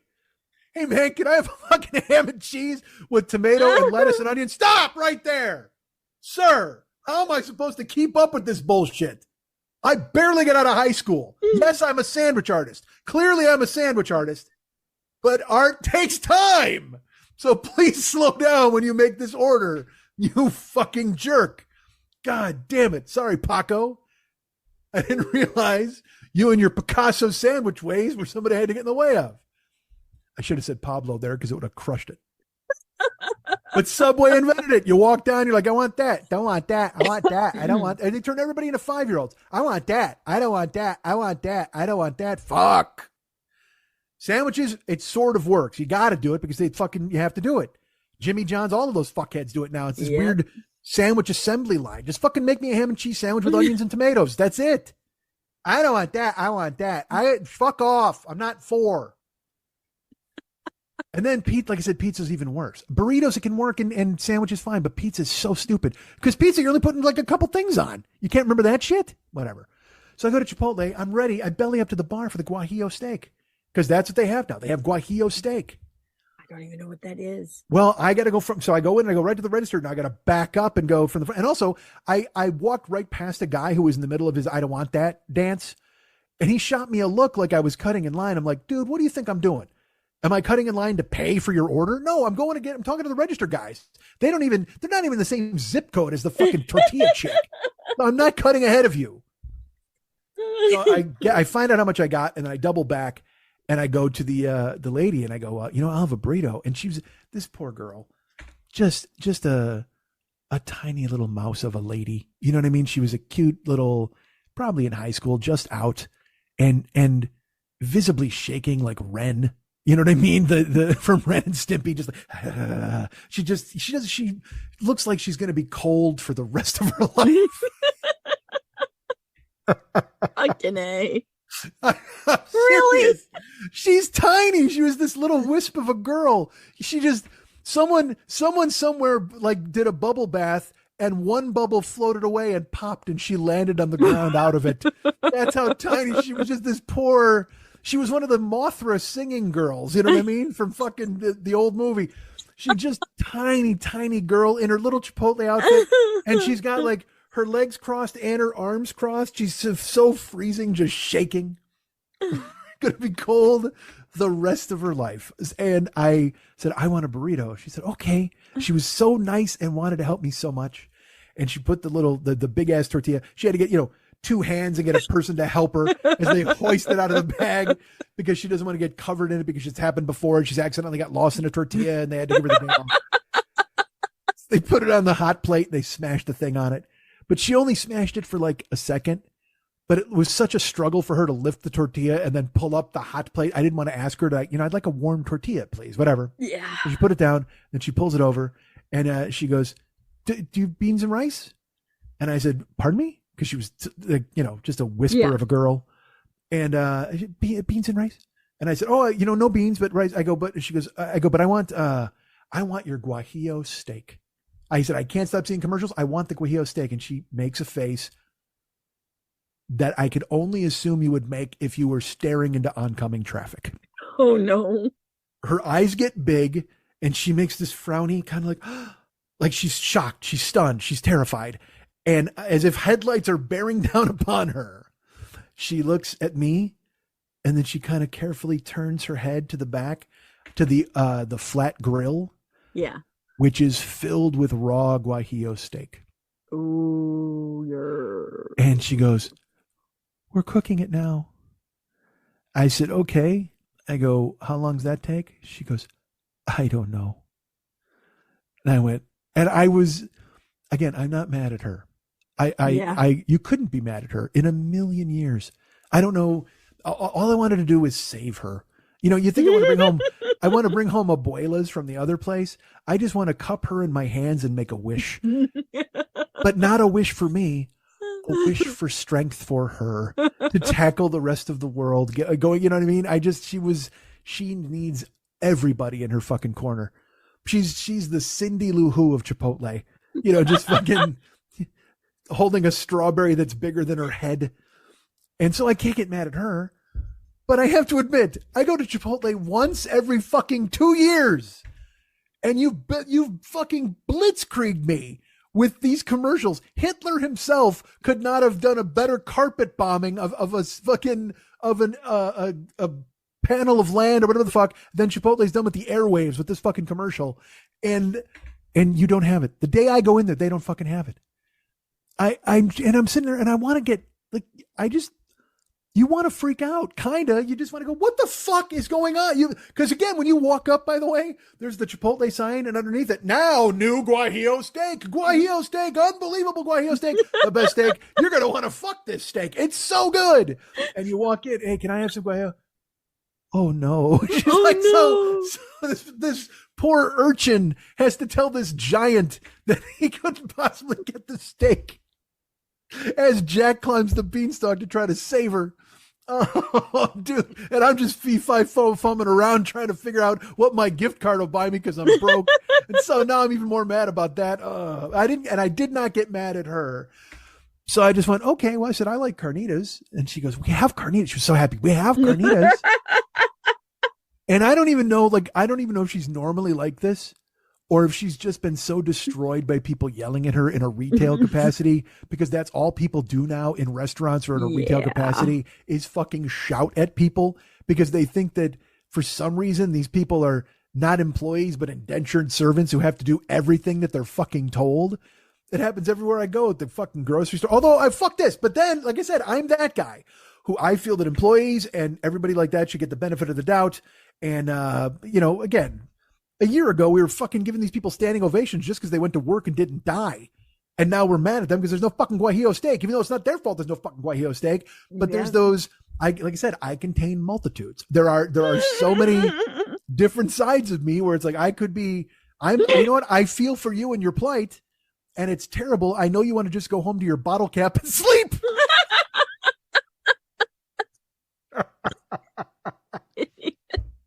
I know you just want to curl up with a basil leaf, pull it over you and sleep in your bottle cap.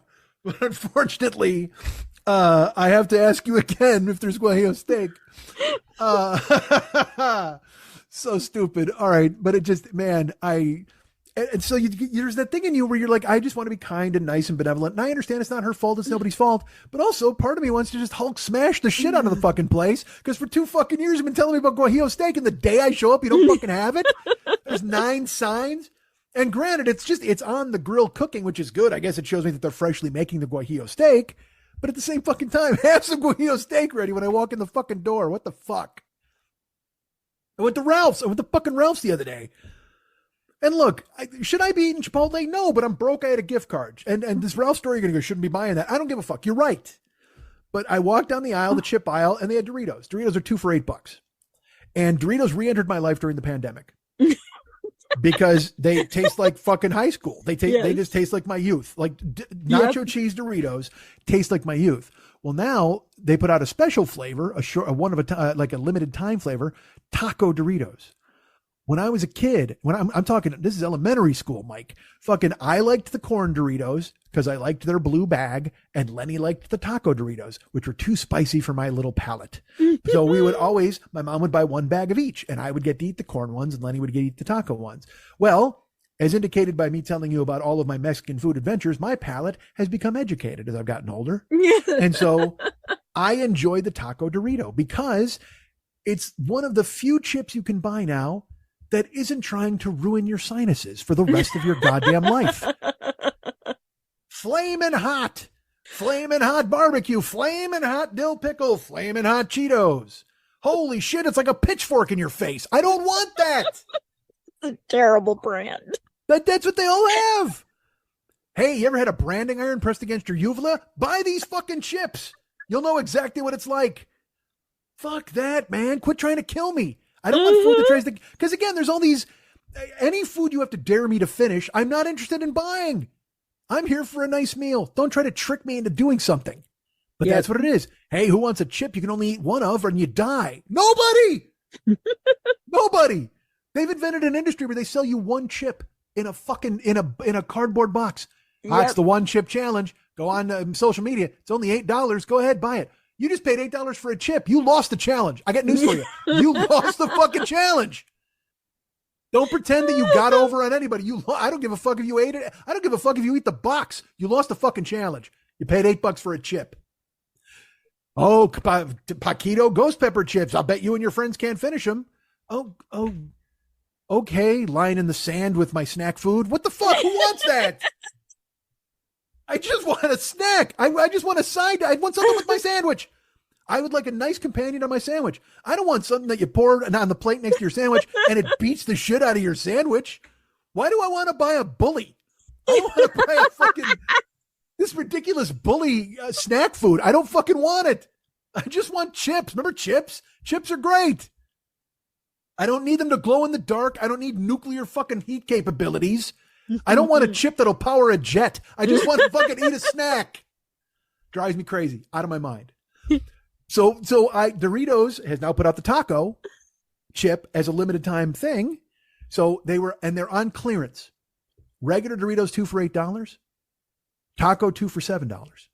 Ooh. I'm like, you know what? I save 50 cents in the deal and I get the taco chips, which I like anyway. Should I be eating Doritos? No, I shouldn't. Shut up. So I grab the taco Doritos. I do the rest of my shopping. I buy some chunky soups. I buy some rice. Do I say that because you need to know that I bought regular food? Yes, I do. I bought a pound of ham. And then I go to check out, right? And I don't know if you're aware of this. Whenever I leave Ralph's, they hire me. Yes. Because I apparently work there because I get to check out my own groceries. And normally you can decide, hey, I don't work here and I don't want to check out my own groceries. Good. Go wait in the line with 40 other people who made that decision with the one checker we've hired because we are trying to break the fucking union. Yep.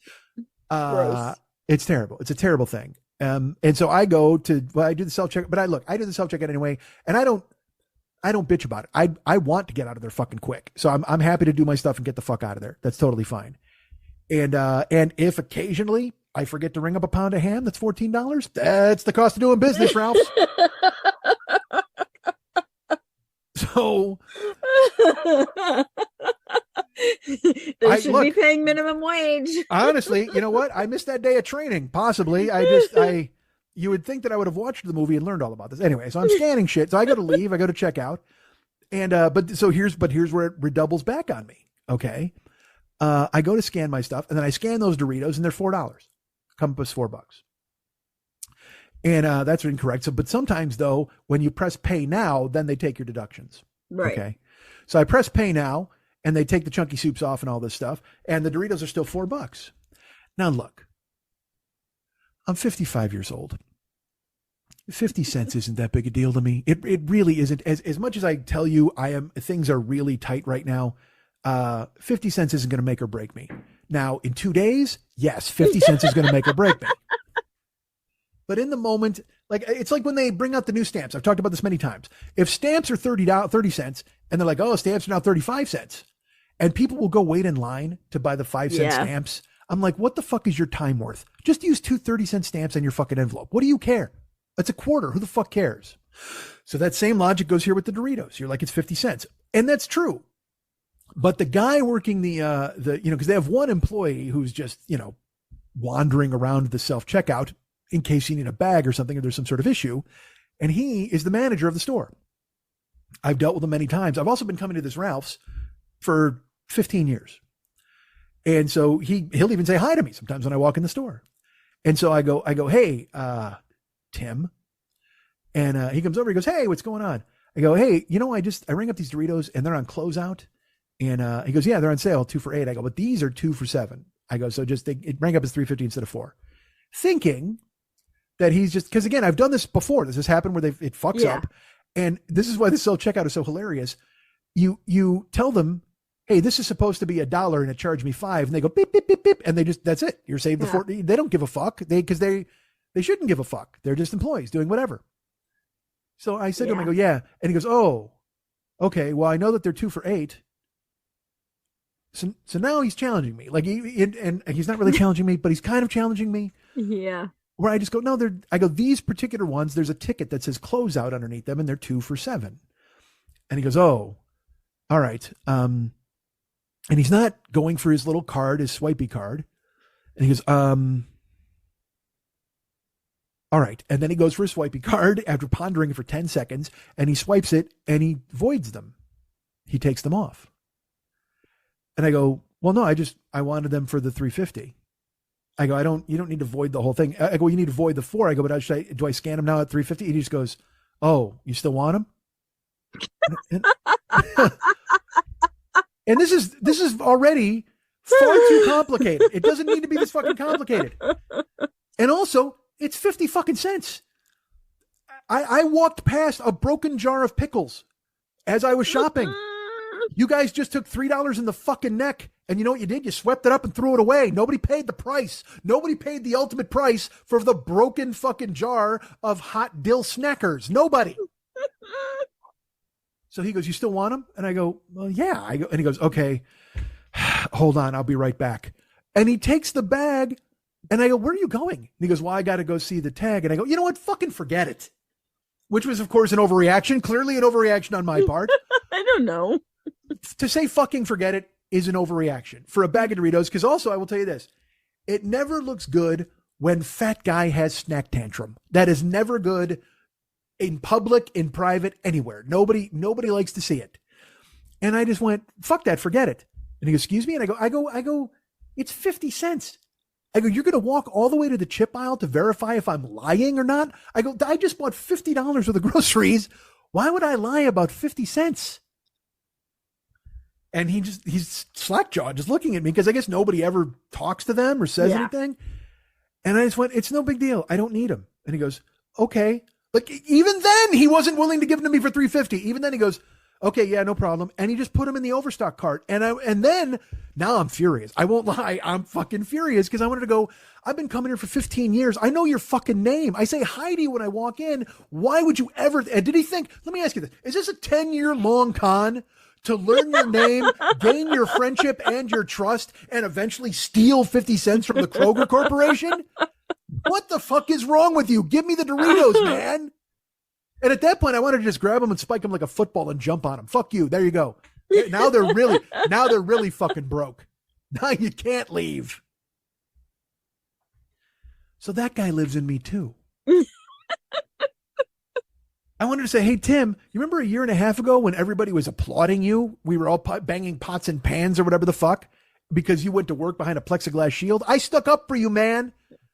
I told everybody this was fine. You guys, you know what? I don't know about heroes. That seems kind of a stretch for a guy's stock and soup. But at the same fucking time, good for you guys. And I'm glad that you went and did this. It really helped us out. And now you're going to go to the wall with me over 50 fucking cents? What the fuck, man? Is your name Tim Kroger? Because why the fuck do you have this much care about 50 fucking cents for this giant corporation that is fucking you on a daily basis? So that guy lives in me too. There's the guy who wants to be nice to everybody and wants to say, you know what, man, this is hey, you know what? I can be easygoing. Everything's fine. We're fine. You're fine. Everything's great. Who's great? You're great. Unfortunately, there's also the guy that wants to strangle Tim Kroger to death over 50 cents. I'm with you on that one. It drives you because it accumulates. It just drives you nuts. It does. It bankrolls forward until you have a giant bomb in your head just waiting for the wrong thing. And again, he is working 4 registers because they're not letting him hire anybody. And he's like, I'm not being paid enough to walk back to get a 50-cent discount. I just, and again, he also has to do if I just overwrite it here, and I have to override everything because nothing in the store is set up right because I don't have enough employees. They're going to come down on my neck for giving away too much food. And I probably want to just walk out in front of a bus. I mean, I can't imagine what it's like. Well, I can, because again, I'm also on Grocery Talk. I know what it's like. I watch it all day long and I argue and I go, I argue with checkers sometimes and I go, you know that you're not wrong, but you are because you're apologizing for the billion-dollar business that doesn't pay you enough. And so, if you want to sit here and go, here are all the reasons why, great, but system's still broken and you have to go walk now. Sorry. All right, look, everybody who was going to send me gift certificates for Tamale House, let's go ahead and reposition that cash and everybody sent Lily sparkly panties. No, So- please don't. I don't need any sparkly So we panties. can get her off I of am- grocery talk. I am good. You got time for plugs or no time for plugs? I do not. I am having my right eye has been really blurry the last 2 days, and I've been doing a lot of like numbers and stuff, and all of a sudden it is it's flashing, which means I'm about to get a migraine, which is why you can't see this, but I literally put my little beanie cap on and pulled it down over my eye because it is so sensitive to the light right now. I'm kind of worried. I'm Yeah. very worried because you say it's that, but could also mean trains coming. So, I mean, whenever I see flashing lights, I mean, forget about it. I got to stop at the crossing. It's brutal. right. I'm so sick of my body. I literally am. It's awful. And I work with somebody right now that I went in and I was like, I'm having a bad day. And I'm like, some days I just want to end it because it's, there's no good end to this disease. Yeah. And she's just like, well, I'm praying for you. And I went, I'm going to stop you right there. Don't ever say those words to me. If you want to go home and pray for me, go ahead. But don't tell me you're praying for me. Oh boy. And she goes, excuse me. And I go, you know what? Don't shove your lifestyle choice down my throat. What are you doing? She's doing a nice thing. And you can just I you're very am nice. tired Thank of you. it. I am tired of it. I am tired of religious people telling me how I should lead my life, how I should do my life. And they're, gay people aren't allowed to survive. Women are not allowed to have abortions, but I can come in and tell you I'm praying for you. No, you can't. Stop. I don't want to hear it anymore. Go pray in the privacy of your own home, like you're asking us to live our lives. I'm done with it. And so it's been a long day for me already. And the migraine is coming. And then of course she also told me that, have I ever considered taking magnesium? And I just looked at her and I go, I have 14 doctors. Yes, magnesium has come up. Yeah. I'm like, I Well, don't have the patience for it. With an attitude like this, please do not go to Chipotle I'm not going to. because that's all I need to hear is that a waif was murdered in Studio City last night. And please do not think that I'm like, your religion, go fuck yourself. I don't feel that way, but I am very much at the point right now that religion is being used in a very bad way in this country to abuse and oppress other people. So go home and do it in your living room. That's fine. I don't want to hear about it anymore. Well, this show used to end on jokes, but instead now we've got a screed. We're going to end with screeds from now on. That's going to be the plan. We're going to go ahead and take the things that you hold dear in your life and tear them asunder directly in front of your face. Tell the joke from This Is not This Is Us. This Is the End or whatever the fuck the name of it is. Tell the joke she told that made me laugh. So the final joke of the show. Yeah, the joke said? about the cow. I remember the one about the jeans. There was because again, it did make me laugh when she said it. Well, you tell it if you know it. No, I'm not. You're the Joker. Yeah, I'm the Joker. No, you're becoming the Joker. Clearly, you're becoming the Joker, and people are in danger. People are in danger. Just go I watch wish I knew episode it. 4. Yeah, watch episode 4. It's fun. It's great. And all right, you love you. Thank you for your I help. love you too. I'm sorry. It's just it's hitting and it's starting to just throb. Sure. My head Well, is awful. Then So. go take care of it. And All right. And thanks. We'll talk soon. Thank you. Bye. No, I don't like saying goodbye. No, because if your eyes flashing and you die, it's the last thing I said to you. I don't say goodbye to people. So thank you for being here. Take care. Okay. So long and thanks for all the fish. Oh, Christ. See ya.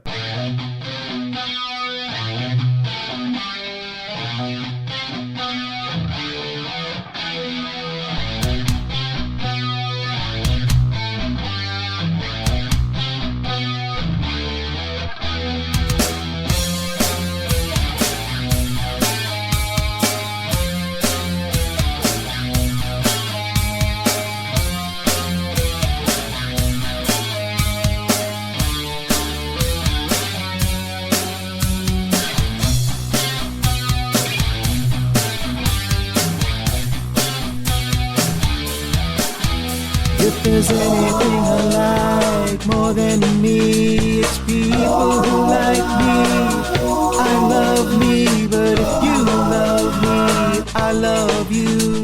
'Cause you know why we both love me. How great am I? Let's talk about that for a while. And by a while, I mean forever.